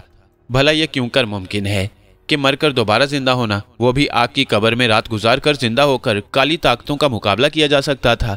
मौत के बाद जिंदगी जरूर थी मगर वो जिंदगी रोजे महशर को थी। फिर हमजाद कैसे कह रहा था कि मैं मरकर नई जिंदगी पाऊं तो ब्लैक मास्टर और उसकी काली ताकतों का मुकाबला कर सकूंगा, वरना नहीं। ये मुमकिन है? मुमकिन क्यों नहीं? आप हमेशा के लिए नहीं वक्ती मौत मरेंगे। आपकी रूह को मैं चाहे जीस्त में ले जाऊंगा जब तक अपने मकसद में कामयाब होकर वापस ना लौट आए, तब तक आपकी असल रूह चाहे जीस्त में रहेगी। आपकी वापसी पर रूह चाहे जीस्त से निकाल कर मैं दोबारा आपके जिस्म में डाल दूंगा और आप अपनी असल हालत में लौट आएंगे। उसने मेरे दिल की बात जानकर जल्दी जल्दी से कहा। मगर मुझे हलाक कैसे होना पड़ेगा और आग की कब्र में मुझे नई जिंदगी कैसे मिलेगी? क्या आग मेरे जिस्म को जलाकर राख का ढेर न बना देगी? मैंने उसकी बातें समझने की कोशिश करते हुए कहा। आग की कब्र में डालने से कबल मैं आपके बदन पर 2000 साल पुराने बुलौत के पत्तों का रस मल दूंगा और फिर आबे हयात से आपको गुसल दूंगा, जिससे आग आपके जिस्म को मामूली सा भी नुकसान नहीं पहुंचाएगी। एक पहर बाद आपके मुर्दा जिस्म में सांस जारी हो जाएगी और आग के शोले सांसों के जरिए आपके जिस्म के अंदर उतरते चले जाएंगे, जो आहिस्ता आहिस्ता आपको नई जिंदगी देंगे और आप सूरज निकलने से पहले पहले कब्र में पूरी तरह से जिंदा हो जाएंगे। इस दौरान आपको तकलीफ का मामूली सा भी एहसास नहीं होगा और ना ही आपके जिस्म का कोई हिस्सा जलने पाएगा। हाँ, आग की जिंदगी हासिल करने के बाद आखिरी चंद लम्हात आपके लिए इंतहाई तकलीफ और अजियत के होंगे। उस वक्त आग मुकम्मल तौर पर आपको अंदर और बाहर से अजियत देगी। इस दौरान मैं आपकी कब्र के सरहाने के करीब खड़े होकर वक्फे वक्फे से 7 बार आपको आवाज़ दूंगा। अगर मेरी 7वीं आवाज़ तक आप कब्र से निकल आए तो आप नई जिंदगी, जिसे आग की जिंदगी कहते हैं, पाने में कामयाब हो जाएंगे। और अगर मेरी 7वीं आवाज़ पर आप कब्र से ना निकल पाए तो आग आपके जिस्म को मुकम्मल तौर पर ख़त्म करके रख देगी, उसने कहा और मैं लरज़ कर रह गया। आग की कब्र में रात गुजारना ज़रूरी है क्या? मैं उसके बगैर ब्लैक मास्टर या उसकी काली ताकतों का मुकाबला नहीं कर सकता, मैंने खौफ से कांपते हुए लहजे में कहा। 300 साल से जिंदा और शैतानी ताकतों के मालिक ब्लैक मास्टर से टकराने के लिए बहुत ज़रूरी है कि आप आग की कब्र में रात गुजारें। वरना ब्लैक मास्टर या उसकी ताकतों के सामने आप एक हकीर तिनके की भी हैसियत नहीं रखते। उसने कहा और मैं सोच में पड़ गया। हमजाद ने मुझे अजीब उलझन में मुब्तला कर दिया था। काली ताकतों और उनके मालिक ब्लैक मास्टर से मुकाबला करने के लिए मुझे फर्जी ही सही, लेकिन बहरहाल मरना तो पड़ेगा ही ना। फिर आग की कब्र में रात गुजारने और फिर यह कि आखिरी लम्हात में हमजाद की 7 बार दी हुई आवाज़ों पर अगर मैं कब्र से बाहर ना निकल पाया तो मेरा वजूद हमेशा के लिए इस दुनिया से ख़त्म होकर रह जाएगा। और फिर इस अमल से गुजरना दुरुस्त भी था या नहीं, इस्लाम की रूह से यह जायज़ भी था या नहीं, इसके बारे में मैं कुछ नहीं जानता था। मगर मैंने किसी बुराई या गलत नज़रिए से इस अमल से नहीं गुजरना था। ये तो मुझे अपने मुल्क के मुफाद, उसकी नामूस के लिए करना था। दुश्मनों ने जो धब्बा मेरे वतन की पेशानी पर लगाकर उसे दुनिया के सामने बदनाम किया था, उस धब्बे को धोने के लिए मुझे ब्लैक मास्टर से साजिश की असल फाइल हासिल करना थी। उस ब्लैक मास्टर से जो शैतानी ताकतों का मालिक था और जो उन शैतानी ताकतों की वजह से पिछले 300 सालों से जिंदा था, जिसने अपने 300 साला दौर में मुसलमानों पर तरह तरह के जुल्म ढाए और उन्हें ख़त्म करने के लिए हर मुमकिन शैतानी हरबे इस्तेमाल किए। ये तो उसकी बदकिस्मती थी कि किसी काले इल्म के हसूल के लिए वो अपनी दोनों टांगों से माजूर हो चुका था, वरना हमजाद के कहने के मुताबिक वो पाकिस्तान को ही नहीं, शायद इस दुनिया के हर मुसलमान को ख़त्म करने की कोशिश करता। लेकिन कुदरत के खेल निराले थे। वो पहले खामोश तमाशाई की तरह अपने बंदों के रंग ढंग देखता रहता है, फिर जब उसकी बेआवाज़ लाठी हरकत में आती है तो चूंटी के जरिए हाथी जैसे जानवर को भी मौत के घाट उतार देती है। इस लिहाज से मेरी हैसियत एक चूंटी की सी थी और ब्लैक मास्टर की हाथी की, जिसे हलाक करने के लिए मुझ नाचीज़ को चुना गया। तेज़ रफ्तार और साइंसी ज़माने में रहने वाले समझते हैं कि जादू, तिलिस्म और गंदी ताकतों का ताल्लुक सिर्फ और सिर्फ कहानियों किताबों में ही होता है। लेकिन कायनात में कैसे कैसे असरार पोशीदा हैं और खुदा अपने बंदों से कब, कैसे और किस अंदाज में काम लेता है, उसके बारे में ना तो कोई जान सका है और ना ही जान सकता है। मुझे हलाक करने का तरीकाकार क्या होगा? मैंने कुछ देर सोच विचार के बाद गहरी सांस लेते हुए उससे पूछा। उसके लिए आपकी रगों से सारा खून निकालना पड़ेगा, जिसकी वजह से कुछ देर बाद आपकी रूह खुद ही आपका जिस्म छोड़ देगी और मैं आपकी रूह और खून लेकर चाहे जीस्त में चला जाऊंगा। खून निकालने के लिए मुझे अफ्रीका के जंगलों से जाकर सुरख दरख्त का एक कांटा लाना होगा। कांटा मैं आपके जिस्म के किसी हिस्से में चबाऊंगा तो वो आपके जिस्म से खून का एक एक कतरा तक चूस लेगा। उस कांटे की मदद से मैं आपकी रूह को पकड़ूंगा, उसने जवाब देते हुए कहा और मैं गहरे ख्यालों में गुम हो गया। अब तो रात हो चुकी है, सूरज भी कब का गुरूब हो चुका है।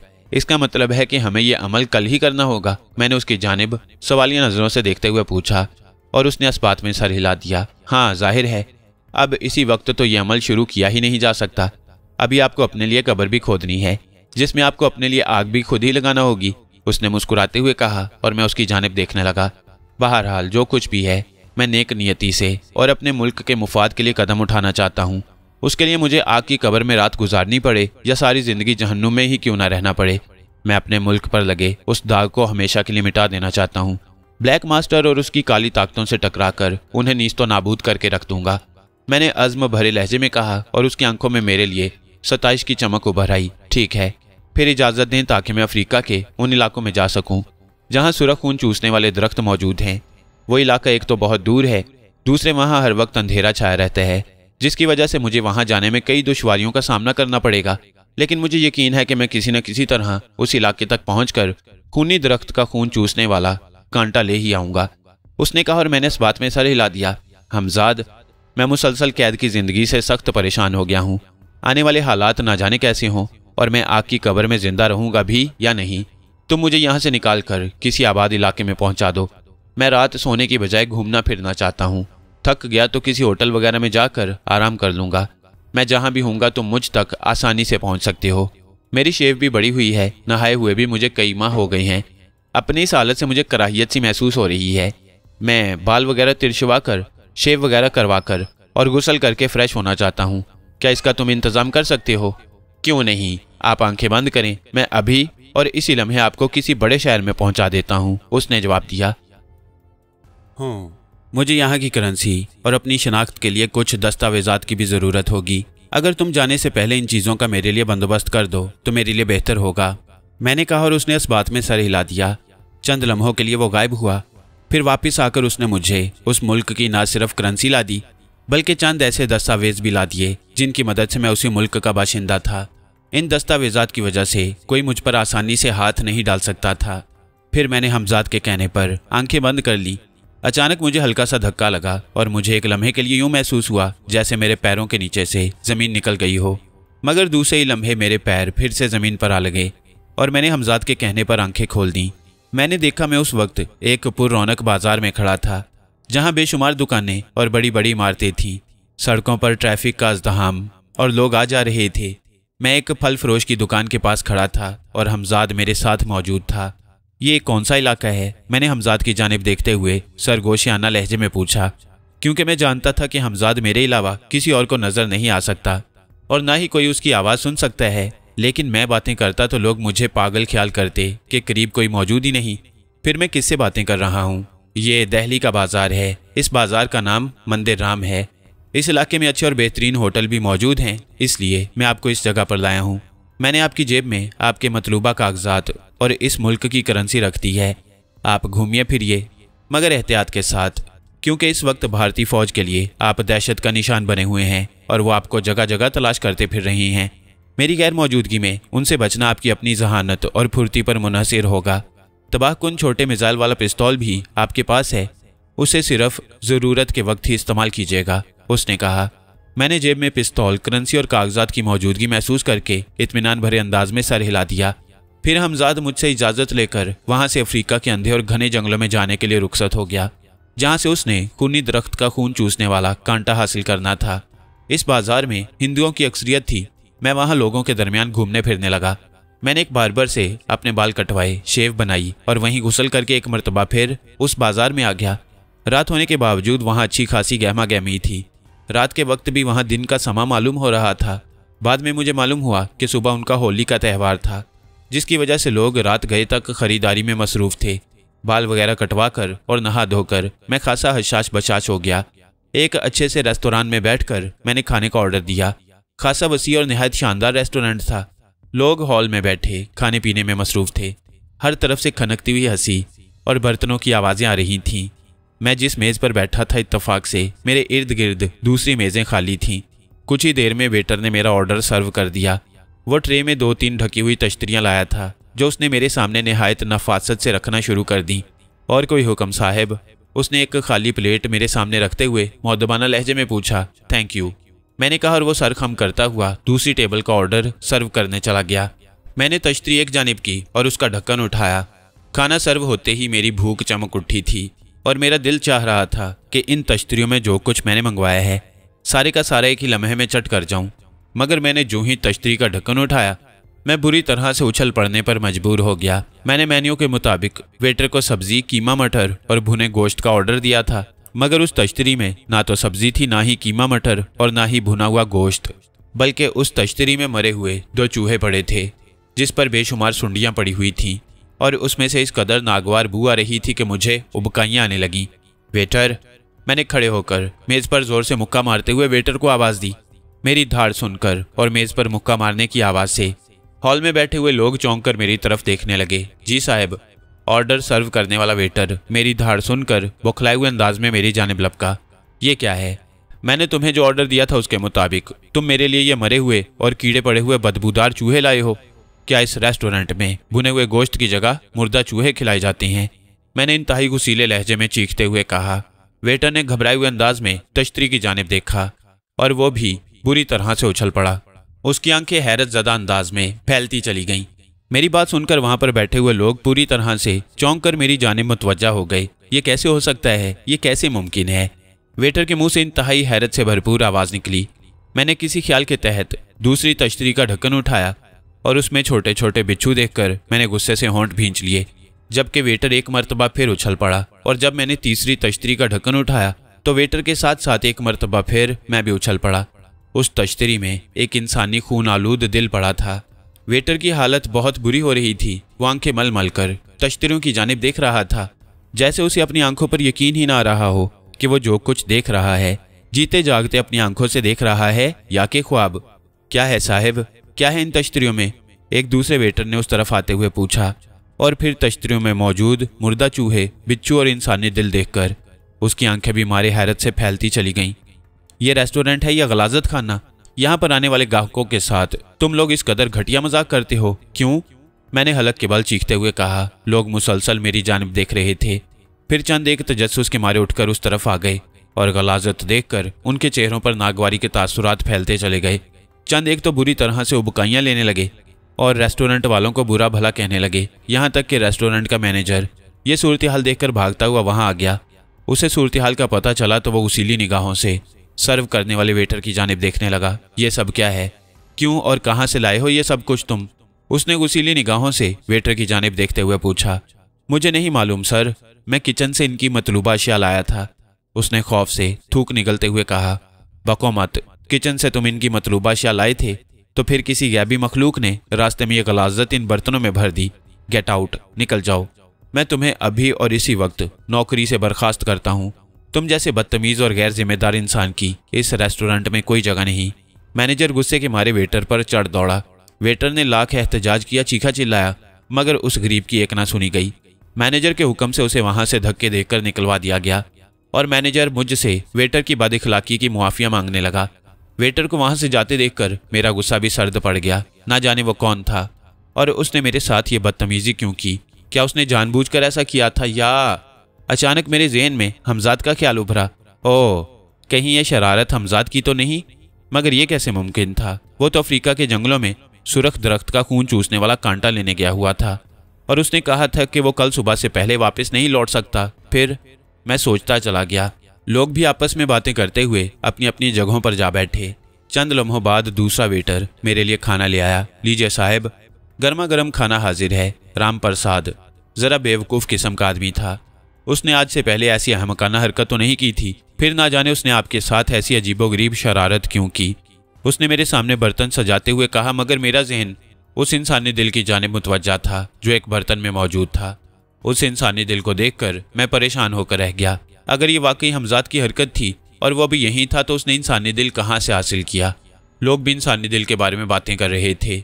क्या यहाँ किसी इंसान को कत्ल किया गया था जिसका दिल निकालकर मेरी तश्तरी में रखकर मेरे सामने पेश किया गया था? लेकिन क्यों? प्लेटों में खाना निकाल दूं साहब, वेटर ने कहा और मैं चौंक कर उसकी जानिब देखने लगा। फिर मैंने धीरे से सर हिला दिया। उसने मुस्कुराते हुए तश्तरी का ढक्कन उठाया और तश्तरी में भी खून और खून में तैरने वाले कीड़े देखकर उसका रंग उड़ गया। वो तो बेवकूफ़ था, पर तुम, क्या मैंने तुमसे ये मंगवाया था? खून और उसमें रेंगते हुए कीड़े देखकर मेरा गुस्सा एक बार फिर ऊद कर आया। माफ़ी चाहता हूँ साहब, उसने बड़े घबराए हुए लहजे में कहा और जल्दी से तश्तरी का ढक्कन बंद करके बर्तन उठाने लगा। रुको, अपने मैनेजर को बुलवाओ, मैंने उसे बुरी तरह से घूरते हुए कहा। जी साहब, उसने घबराए हुए लहजे में कहा और बर्तन उठाकर वहां से जाने लगा। बर्तनों को यहीं पड़ा रहने दो, मैंने उसी लहजे में कहा। मैं आपके लिए और खाना ले आता हूँ साहब, उसने खौफजदा अंदाज में कहा। बको मत, बर्तनों को यहीं रख दो और मैनेजर को बुलवाओ। तुम लोगों ने मेरे साथ ये क्या मजाक बना रखा है? कभी एक वेटर मुर्दा चूहे, बिच्छू और इंसानी दिल ले आता है और दूसरा खून। आखिर तुम लोग मुझसे चाहते क्या हो? मैंने होंठ भींचते हुए उससे निहायत गुस्सीले लहजे में पूछा। मैंने जानबूझकर ऐसा नहीं किया साहब, किचन से मैं खुद आपके लिए इन बर्तनों में खाना निकाल कर लाया था। मगर यह खून, मालूम होता है कि आपके पीछे कोई प्रेत आत्मा लगी हुई है जो आपके खाने को खराब कर रही है, उसने जल्दी से मगर इंतहाई परेशान ज़दा लहजे में कहा। प्रेत आत्मा की बात सुनकर मैं एक मर्तबा फिर चौंक उठा। मेरा ज़हन फौरन हमजाद की जानिब हो गया। मुझे उसकी आंखों में सच्चाई की झलक दिखाई दी। इसका मतलब था कि हमजाद वाकई यही था। मेरे साथ ऐसी शरारतें करने वाला कोई और हो ही नहीं सकता। मुझ पर रहम करें साहब, मैनेजर साहब को ना बुलवाएं, वरना वो मुझे भी राम प्रसाद की तरह नौकरी से निकाल देंगे। मेरे छोटे छोटे बच्चे हैं साहब। अगर हमजाद वाकई अभी तक अफ्रीका के जंगलों में नहीं गया था तो वही मुझे ख्वामखा तंग कर रहा था। फिर मैं इस बेचारे को नौकरी से क्यों निकलवाऊं? बल्कि अब मुझे पहले वेटर को भी नौकरी से निकलवाए जाने पर अफसोस होने लगा। मैं हमजाद को उसी वक्त इस जगह पर तलब नहीं कर सकता था, इसलिए मैंने वहां से उठ जाना ही बेहतर समझा। ठीक है, ले जाओ बर्तन और ये लो अपना बिल, मैं किसी और जगह जाकर खाना खा लूंगा, मैंने उठते हुए कहा और जेब से एक बड़ा नोट निकालकर उसकी जेब में डाल दिया। वो मेरी जानिब हैरानी से तकने लगा। दूसरे ही लम्हे मैंने उसकी आंखों में अपने लिए शुक्रिया की झलक उभरते देखी, लेकिन मैं उसकी जानिब तवज्जो दिए बगैर तेज तेज कदम उठाता हुआ वहां से निकलता चला गया। लोग मेरी जानिब अजीब सी नज़रों से देख रहे थे और मुझे हमजाद पर गुस्सा आ रहा था, जिसने मेरे साथ अहमकाना मजाक करते हुए मेरा मूड ऑफ करके रख दिया। सड़क पर अच्छा खासा हजूम था, इसलिए मैंने वहां हमजाद को बुलाना मुनासिब ना समझा और उसी बाजार में एक होटल में आ गया, जहां मुझे कमरा किराए पर लेने में किसी दिक्कत का सामना न करना पड़ा। कमरे में आकर मैंने दरवाज़ा बंद करके उसे बोल्ट किया और गुस्से से हमजाद को आवाज़ें देने लगा। हमजाद, हमजाद, मैंने उसको पुकारा, लेकिन वो मेरे सामने नमूदार नहीं हुआ। मैं जानता हूँ हमजाद कि तुम अभी यहीं हो, और मेरे साथ अहमकाना हरकतें करने वाला तुम्हारे अलावा कोई और नहीं हो सकता, मेरे सामने आओ। मैंने गुस्से से उसे मुतलाशी निगाहों से इधर उधर देखते हुए कहा, लेकिन वो फिर भी जाहिर ना हुआ। मैंने हमजाद की बजाय उसे साया कहकर भी आवाज़ें दी, मगर इस पर भी वो मेरे सामने नहीं आया। अब तो मैं परेशान हुए बगैर न रह सका। हमजाद, कहाँ हो तुम मेरे सामने क्यों नहीं आ रहे?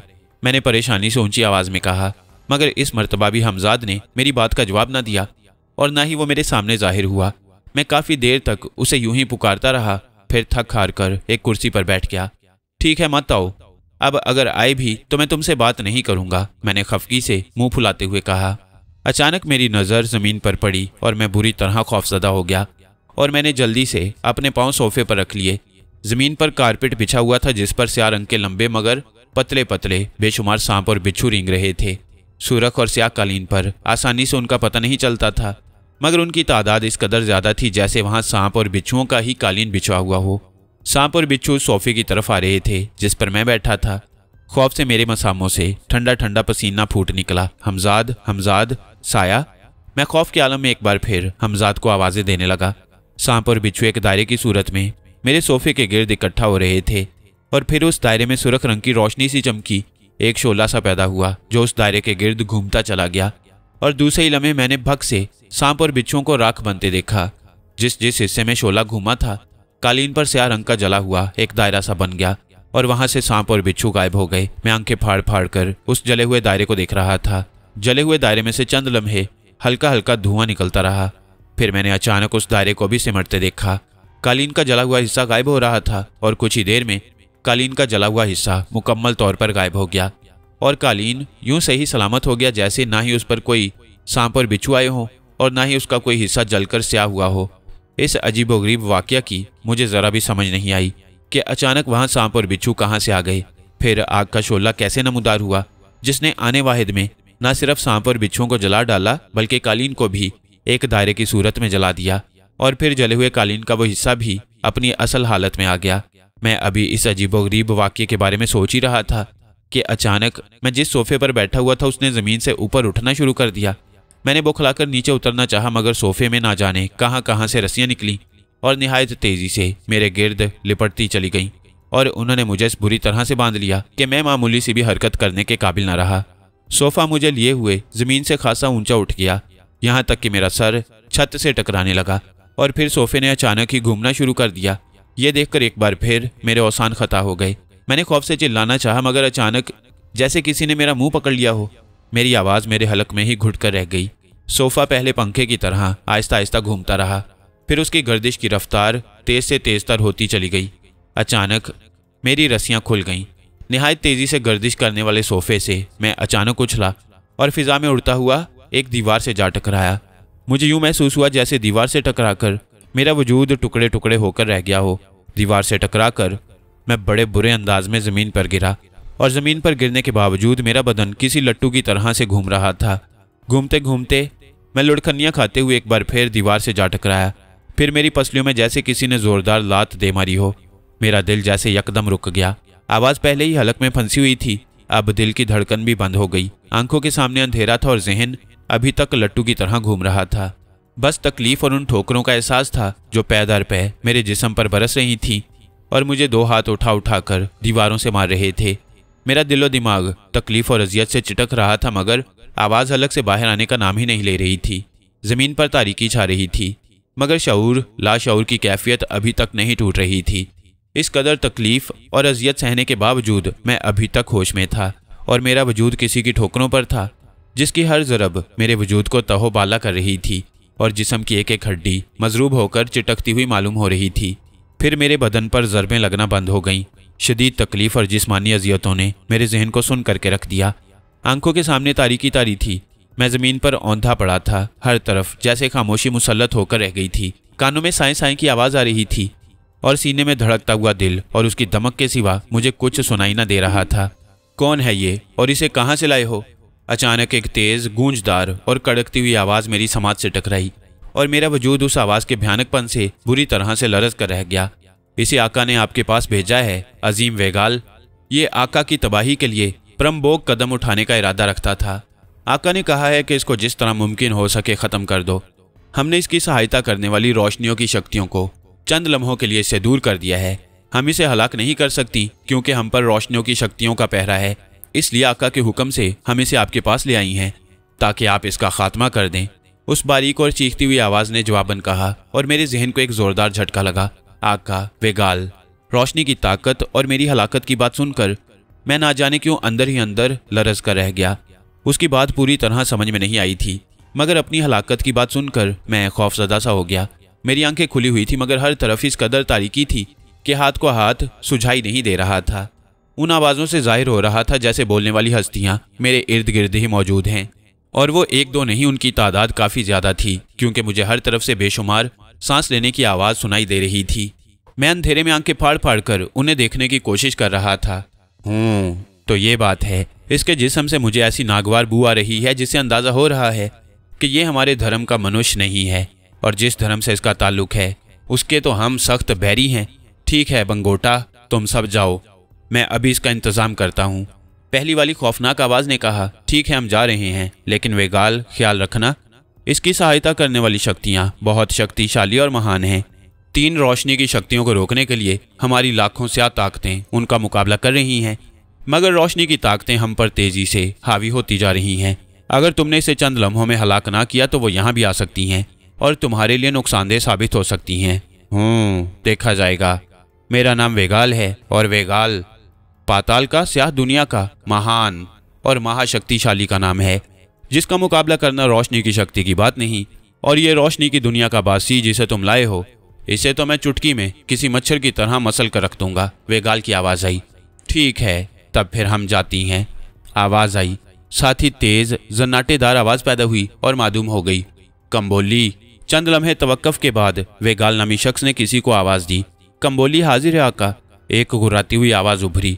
कंबोली, इस मनुष्य को उठाकर काली रोशनी में ले जाओ और इसे होश में लाओ। मैं इससे चंद बातें पूछना चाहता हूँ कि ये कौन है जिसकी वजह से आका ने इसके लिए अपने काले बीरों की फौज को इस पर हमले के लिए भेज दिया, और इसके पास रोशनी की ऐसी कौन सी 3 शक्तियाँ हैं जिनका मुकाबला करने से काले बीर भी खौफजदा हो रहे थे। वेगाल ने कहा, जो हुक्म आका, मैं इसे अभी काली रोशनी में ले जाती हूँ, परंतु आका मैं इसे होश में कैसे लाऊं? ये बज़ाहिर तो होश में ही है, इसका बदन ही सोया हुआ मालूम हो रहा है। क्या मैं इसे गुजुविंदर की बू सूंघाऊं? नहीं, गुजुविंदर की बू से इसकी दिमाग की शरियानें फट जाएंगी। इसके सोए हुए बदन को जगाने के लिए तुम जागृति के खून के 7 कतरे लेकर इसके बदन पर गिराओ, इससे इसका सोया हुआ शरीर जाग जाएगा। ठीक है आका, कंबोली ने कहा, और फिर मेरी कमर में जैसे किसी के तेज पंजे चुभने लगे। उन पंजों ने मुझे उठाया और वह मुझे किसी जानिब ले जाने लगे। फिर उसने मुझे दोबारा ज़मीन पर डाल दिया। उसी वक्त अचानक हर तरफ अजीब स्याह रंग की रोशनी फैलती चली गई। वो रोशनी थी या अजीब सी स्याही, मगर मुझे उस स्यासी रोशनी में वहाँ का माहौल साफ नजर आने लगा। वो एक अजीब सी गोल मगर तंग सी कमरा नुमा जगह थी जिसकी दीवारें इंतहाई स्याह थीं। जगह जगह से दीवारें उधड़ी हुई और उन पर खौफनाक शक्लें बनी हुई थीं। सामने दीवार पर एक स्याह इंसानी हाथ बाहर निकला हुआ था जिसने किसी जानवर की बड़ी सी स्याह रंग की हड्डी पकड़ रखी थी। उस हड्डी के सर पर आग जल रही थी। आग भी स्याही माइल सी थी। शायद वहाँ होने वाली रोशनी इसी आग से निकल रही थी। मुझे उस पंजों वाली मखलूक ने ज़मीन पर डाला और मेरा चेहरा दाएं जानिब, जबकि वह मखलूक मेरे बाएं जानिब थी, इसलिए वह अभी तक मुझे नज़र नहीं आई थी। अलबत्ता उसके तेज़ तेज़ सांस लेने की वजह से उसकी मौजूदगी का एहसास हो रहा था। वो ना जाने क्या कर रही थी। अचानक मुझे वहाँ अजीब सी बू का एहसास हुआ। बू इंतहाई नागवार और कराहियत आमेज थी। फिर वो अचानक मेरे सामने आ गई, स्याह रंग की लंबी सी औरत, मगर मुझे उस औरत के घुटनों तक नंगे पैर दिखाई दे रहे थे। वो मेरे काफ़ी करीब थी और मैं सर उठाकर उसे अच्छी तरह ना देख सका। अलबत्ता उसके पैरों के लंबे लंबे और छुरियों की तरह तेज नाखून देखकर मैं दिल ही दिल में कांप कर रह गया। जिस तरह उसके पैरों के नाखून इस कदर लंबे, तेज और नोकीले थे, उसी तरह गालिबन उसके हाथों के नाखून भी तेज और खौफनाक होंगे। इसलिए मुझे अपनी पसलियों में उसके पकड़ने की वजह से पंजों की तेज चुभन का एहसास हुआ। वो घसीट घसीट कर मेरे इर्द गिर्द चक्कर लगाने लगी। मैं अभी तक उसकी शक्ल नहीं देख पाया था। 2 चक्कर लगाने के बाद तीसरे चक्कर पर उसने ऊंची आवाज़ में कुछ पढ़ना शुरू कर दिया। पढ़ते पढ़ते उसने मेरे इर्द गिर्द 7 चक्कर मुकम्मल किए। फिर अचानक मुझे यूं महसूस हुआ जैसे मेरे दाएं गाल पर पानी का गर्म कतरा सा गिरा हो।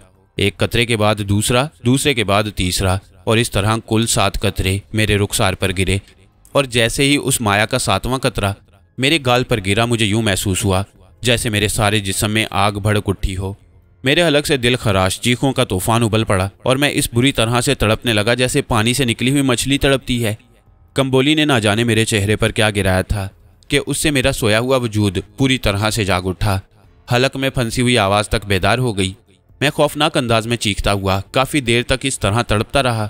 फिर आहिस्ता आहिस्ता मेरे बदन में लगी हुई आग जैसे सर्द पड़ती चली गई और मैं आहिस्ता आहिस्ता एतदाल में आता चला गया। कुछ ही देर बाद जलते हुए बदन का एहसास मुकम्मल तौर पर ख़त्म होकर रह गया और मेरा सारा वजूद पुरसकून हो गया। मैं इसी तरह पड़ा, आंखें बंद किए कराहता रहा, मनुष्य आंखें खोलो, तुम्हारा सोया हुआ बदन बेदार हो गया है, इधर देखो मेरी ओर। उस स्याफाम औरत की भयानक आवाज़ मेरी समाज से टकराई और मैंने जल्दी से आंखें खोल दी।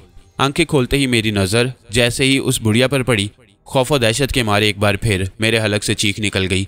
उस बुढ़िया के पाँव ही बदनुमा और खौफनाक नहीं थे, बल्कि वो खुद मुजस्सम खौफनाक और दिल हिला देने वाली सूरत की मालिक थी।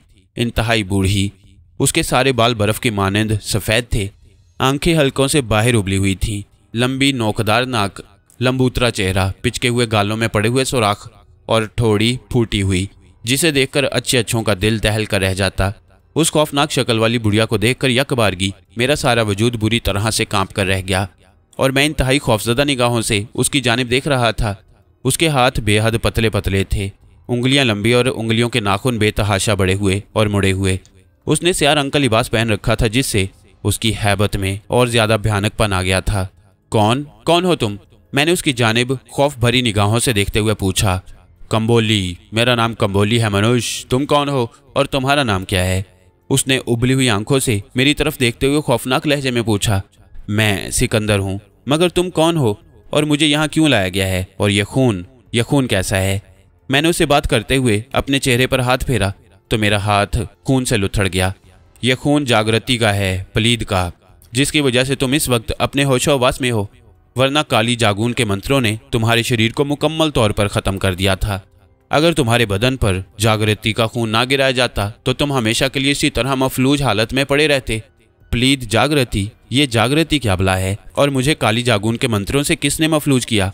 मैंने उसकी बात सुनकर हैरत का इजहार करते हुए पूछा। ये मैं नहीं जानती, मुझे मेरे आका वेगाल ने तुम्हें जागृति के खून से सिर्फ होश में लाने का हुक्म दिया था, सो मैं तुम्हें होश में लाई हूँ। अब मैं आका को इतला देने जा रही हूँ, उन्हीं से बात करना, उसने कहा। दूसरे ही लम्हे वो वहां से गायब हो गई और मैं देखता रह गया। पत्थरों से बना हुआ ये गोल स्याह कमरा अपनी हैबत के एतबार से बेहद खौफनाक मालूम हो रहा था और मेरा दिल बुरी तरह से घबरा रहा था और उसकी धड़कन इस कदर तेज थी जैसे अभी सीना तोड़कर बाहर आ गिरेगा। और फिर उस खौफनाक बुढ़िया को देखकर मैं अभी तक लरज रहा था। बुढ़िया गायब हो गई थी और अब वो ना जाने किस वेगाल को बुलाने गई थी और उसकी शक्ल किस कदर खौफनाक थी। एक एक करके तमाम वाक़यात मेरे जहन पर किसी फिल्म की तरह चलने शुरू हो गए। मेरे खाने पीने की चीज़ों में जिस तरह जहरीले और गलीज बदबूदार कीड़े निकल रहे थे और मुझे होटल के कमरे में जिस बुरी तरह उठा कर पटका गया था, मैं पहले ये सब अपने हमजाद का कसूर समझ रहा था, लेकिन अब मालूम होता था कि हमजाद अपने काम के लिए अफ्रीका के घने और तारीक जंगलों की जानिब रवाना हो चुका था। मुझे सताने, अजियत देने और यहाँ लाने वाली हस्तियाँ कोई और ही थीं। तारीकी में गूंजने वाली आवाज़ें अभी तक मेरी समात में गूंज रही थीं कि मुझे आका ने वेगाल के पास भेजा है कि मुझे फ़ौरन से पहले हलाक कर दिया जाए। काली ताकतें रोशनी की ताकतों को रोके हुए हैं, वगैरह वगैरह। फिर वेगाल का हुक्म कि उसने कंबोली को बुलाकर मुझे कहीं ले जाने का हुक्म दिया और मुझ पर जागृति के खून के कतरे गिराकर होश में लाना। ये सब बातें मेरे जहन को तहोबाला किए जा रही थीं। मैं जूं सोच रहा था उतना ही उलझता जा रहा था। ना जाने उस वक्त मैं किन अजीबोगरीब चक्रों में आन फंसा था। काली ताकतें, आका वेगाल, जागृति और ये बुढ़िया जिसका नाम कंबोली था असल में कौन थे और ये मुझे क्यों हलाक करना चाहती हैं? उनकी मेरी क्या दुश्मनी? मैं सोचता चला गया। फिर उस वक्त अचानक एक साया सा लहराया। इससे कबल के मैं समझता कि वो साया मेरा हमजाद है। उस साये में एक बूढ़ा और खौफनाक इंसान का वजूद जाहिर हो गया। बूढ़ा कंबोली नामी बुढ़िया से कम खौफनाक शक्ल सूरत का मालिक ना था। उसकी दाढ़ी भी सफ़ेद थी, नाक वैसा ही लंबा, नौकीला और आगे को मुड़ा हुआ, आंखें सफ़ेद और बाहर को उबली हुई नजर आ रही थीं। उसके सर के दरमियान में एक छोटा सा सींग भी दिखाई दे रहा था। उसके बालाई होंठों से दाएं बाएं दो नोकीले दांत भी बाहर झांकते हुए दिखाई दे रहे थे, जिनसे वो इंसान कम, ड्रैकुला जिन ज्यादा दिखाई दे रहा था। उसके नमूदार होते ही वो मनहूस सूरत बुढ़िया भी उसके करीब आ नमूदार हुई। खौफनाक इंसानों का जोड़ा देखकर दिल दहल कर रह जाता था। मैं खौफ से थूक निकलते हुए उनकी जानिब घबराई हुई नजरों से देख रहा था। देख लें आका, जागृति के खून ने इसके सोए हुए शरीर को नई जिंदगी दे दी है। अब ये मुकम्मल तौर पर अपने होशो हवास में है। आप इससे जो पूछना चाहें पूछ लें। बुढ़िया ने बूढ़े से मुखातिब होकर निहायत मुअद्दबाना मगर अपने खौफनाक लहजे में कहा। नहीं कम बोली, इससे क्या पूछना। इसके होश में आने से इसके माथे की सफ़ेद रोशनी भी चमक रही है। देखो, ये वाकई दुनिया का कोई खतरनाक तरीन इंसान है। इसके कब्जे में कोई बहुत बड़ी ताकत है, रोशनी की ताकत, जो हमारे लिए इंतहाई खतरनाक साबित हो सकती है। आकाए अजीम का खौफ बिला वजह नहीं था। काली ताकतें भी ठीक कह रही थीं। इसकी हलाकत उनके बस की बात नहीं थी। अच्छा हुआ इसे आकाए अजीम ने मेरे पास भेज दिया। आगे बढ़ो जागृति, इस रोशनी की ताकत वाले मनुष्य को हलाक कर दो। ये मेरी तरफ से आज के लिए तुम्हारा इनाम है। इसका खून पीकर अपनी प्यास बुझाओ और इसके शरीर का सारा गोश्त चट कर जाओ। बूढ़े ने सफ़ेद सफ़ेद आंखों से मुझे मुसलसल तकते हुए निहायत दिल हिला देने वाले अंदाज में कहा, और उसकी बात सुनकर बुढ़िया की बातें खिल उठी। ओ आका, क्या आप सही कह रही हैं? ये मनुष्य मेरे लिए है। मैं इसका खून पी सकती हूँ और इसका सारा गोश्त खा सकती हूँ। बुढ़िया ने बूढ़े की बात सुनकर खुशी से उछलते हुए कहा, हाँ कम्बोली, जल्दी करो, समय बीता जा रहा है। इसके माथे की रोशनी आहिस्ता आहिस्ता तेज हो रही है। अगर रोशनी पूरी तरह से चमक उठी तो हम सब तबाह हो जाएंगे, उसने कहा। उसने अचानक दोनों बाजू फैलाकर उन्हें नीम दायरे की सूरत में हरकत दी और गायब हो गया, जबकि बुढ़िया मेरी जानिब इंतहाई नदीदा और खूंखार नजरों से घूरने लगी। मैं खौफ भरे अंदाज में उठकर उसकी जानिब देखे जा रहा था। बुढ़िया के वजूद में ना जाने क्या बात थी कि उसके सामने आते ही मेरा सारा वजूद खौफ से कांपने लगा। जुबान गूंगी सी हो गई और दिल जैसे धड़कना भूल गया। बूढ़े की बात सुनकर मेरा सारा बदन एक लम्हे में पसीने पसीने होकर रह गया। आओ मनुष्य, मेरे करीब आओ। आका ने तोहफे के तौर पर तुम्हें मुझे बख्श दिया है। मेरे करीब आओ ताकि मैं तुम्हारी गर्दन में अपने दांत काटकर तुम्हारा खून पीऊं और फिर मैं तुम्हारे शरीर का सारा गोश्त हड्डियों समेत चबा डालूंगी। आओ मेरे करीब। एक अरसा बाद आका ने मुझे किसी इंसान का खून पीने और गोश्त खाने का हुक्म दिया है, वरना हर रोज दुनिया की गलाजतें खा खा कर मेरा मैदा कमजोर होकर रह गया है। आज तुम्हारा खून पीकर और गोश्त खाकर मैं फिर से ताज़ा दम और तवाना हो जाऊंगी।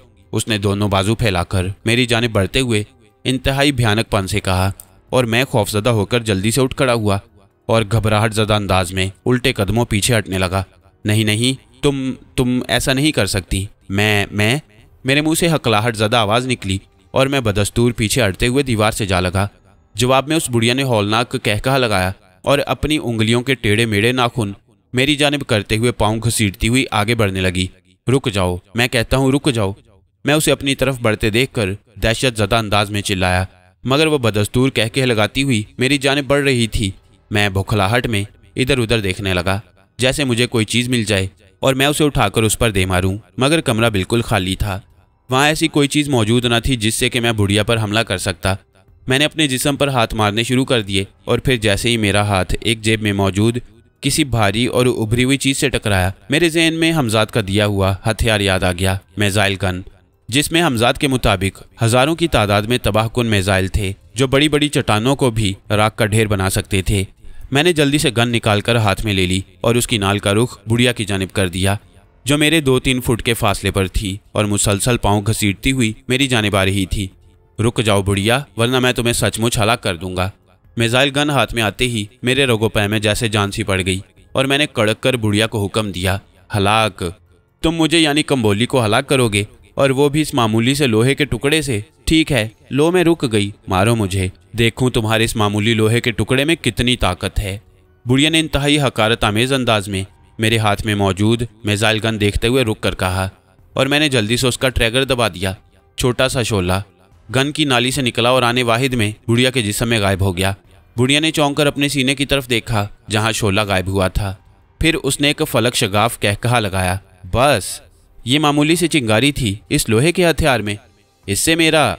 अभी बुढ़िया ने इतना ही कहा था कि अचानक उसका वजूद बुरी तरह से लरज उठा।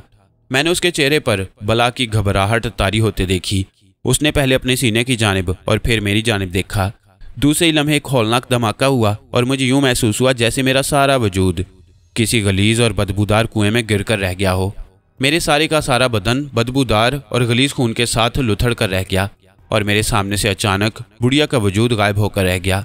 गालिबन इसी छोटे से मिसाइल ने उस बुढ़िया के वजूद के परखच्चे उड़ाकर रख दिए थे, जिसके खून और गोश्त के लौथड़े उड़कर हर तरफ फैल गए थे। जिनकी जद में मैं भी आ गया। बदबूदार खून और गोश्त के लुथड़े हुए जिस्म को देखकर मुझे उबकाइयाँ आने लगी। ताफुन से मेरे दिमाग की शरियानें फटने लगी। मैं परेशानी के आलम में इधर उधर देखने लगा, मगर कमरा चारों तरफ से बंद था। अंदर और बाहर जाने का वहाँ कोई रास्ता दिखाई न दे रहा था। हवा के लिए वहाँ मामूली सा भी सुराख मौजूद न था। चारों दीवारों पर एक एक पत्थर का इंसानी हाथ था, जिसमें से आग की मशालें जल रही थीं। मुझे और कुछ ना सूझा। मैंने मिसाइल गन से सामने दीवार में 2-3 फायर कर डाले और खुद जल्दी से जमीन पर गिरकर अपने दोनों कानों पर जोर से हाथ रख लिए। यके बाद दीगरे 3 धमाके हुए और मुझ पर पत्थरों और मिट्टी की बारिश होने लगी। मैं कई लम्हों तक इसी तरह वहां पड़ा रहा। फिर मैं उठा तो सामने दीवार में एक बहुत बड़ा तारीक सुराख दिखाई दिया। कमरा और सुराख मिट्टी और धूल से हटा हुआ था। मैं उठकर तेजी से उस सुराख की जानिब बढ़ा, मगर अचानक एक कड़कदार आवाज़ सुनाई दी और दूसरे लम्हे मेरे सामने एक देवहैकिल और खौफनाक मखलूक आन मौजूद हुई। उस मखलूक का जिस्म मकड़े की तरह था, मगर उसका चेहरा एक इंसान का था, जिसके लंबे और नोकीले दांत बाहर निकले हुए थे। उसकी टांगें बेहद लंबी थीं और उसका कद काठ किसी भी तरह 6-7 फुट से कम न था। उसे देखकर मेरे कदम ठिठक गए। कहाँ जा रहे हो? तुमने कंबोली को मार दिया है पापी मनुष्य। अब भागकर कहाँ जा रहे हो? कंबोली को मारकर तुमने पाताल की स्याह बलाओं को बेदार कर दिया है। अब तुम्हारा यहाँ से जिंदा बचकर जाना नामुमकिन है। उस मकड़े के इंसानी मुंह से आवाज़ निकली। मैंने आओ देखा न ताओ उस पर भी एक फायर झोंक मारा। चिंगारी सीधी उसके मुंह में उतरती चली गई। इससे पहले कि वो पांव फैलाकर मुझे अपने पैरों में जकड़ने की कोशिश करता, एक धमाके से उसका जिस्म उड़कर इधर उधर बिखरता चला गया। उसकी बेशुमार टांगें उछलकर हर तरफ बिखर गईं, जिन्हें देखकर मेरी रूह तक लरस कर रह गई। इस खौफनाक माहौल और इस कदर ताफुन से मेरा दिमाग फटा जा रहा था। जल्द से जल्द इस शैतानी माहौल से बाहर निकल जाना चाहता था। इसलिए इंसानी मकड़े को मारते ही मैं उछलकर फिर दीवार के सुराख की जानिब दौड़ पड़ा। सामने अंधेरा था, ना जाने वो कैसा रास्ता था और किस तरफ को जाता था। मैं अंधाधुंध नाक की सीध में भागा चला जा रहा था। खैर गुजरी के रास्ते में ना ही कोई मोड़ आया और ना ही मैं किसी दीवार से टकराया। काफ़ी देर मुसलसल भागते रहने के बाद मेरा सांस फूल गया। रास्ता शैतानी आंत की तरह लंबा होता चला जा रहा था। किसी तरह उसका इख्तिताम ही नहीं हो रहा था। हर तरफ इस कदर तारीकी थी कि हाथ को हाथ सुझाई नहीं दे रहा था। मैं मुसलसल भागता रहा, मगर जब रास्ते ने किसी तरह ख़त्म होने का नाम ही ना लिया तो मैं रुक गया और रुककर बुरी तरह हाँपने लगा। मिसाइल गन बदस्तूर मेरे हाथ में थी। मैं परेशानी के आलम में सोच रहा था कि अब क्या करूं, इस अंधेरे से निकलूं तो कैसे, और ये कि इस रास्ते का इख्तिताम कब और कहाँ होगा। मैं सोचता रहा। फिर मैंने कुछ सोचकर गन का रुख सामने की जानिब करके एक फायर झोंक मारा। सूरज शोला इंतहाई तेजी से सामने की तरफ बढ़ता चला गया। मेरा ख्याल था कि रॉकेट सामने जाकर किसी चीज से टकराएगा, धमाका और रोशनी होगी और मुझे किसी हद तक रास्ते का तयन हो जाएगा। मगर यह देखकर मेरी हैरत की इंतहा न रही कि सूरज शोला सामने जाकर ना जाने कहाँ गायब हो गया। कई लम्हे गुजर गए, मगर ना ही रोशनी हुई और ना ही धमाके की आवाज़ सुनाई दी। मैंने सामने एक और नन्हा मिसाइल मारा, मगर कई लम्हे गुजरने के बावजूद भी कोई आवाज़ न आई। तब मैंने किसी ख्याल के तहत दाएं तरफ एक फायर किया, मगर उस तरफ से सूरज चिंगारी ना जाने कहाँ गायब हो गई। फिर मैंने बाएं और इस तरह मुड़कर पीछे फायर किया, मगर उन फायरों का भी पहले की तरह कोई खातिर ख्वाह फ़ायदा न हुआ और मैं अपनी जगह पर शशदर रह गया। क्या मतलब, क्या दाएं बाएं आगे पीछे दूर दूर तक कोई ठोस या मौजूद नहीं है जिससे टकराकर मिसाइल फटकर धमाका कर सके? मेरे मुंह से निकला और फिर मैं जैसे अपनी जगह साकित और जामिद खड़ा होकर रह गया।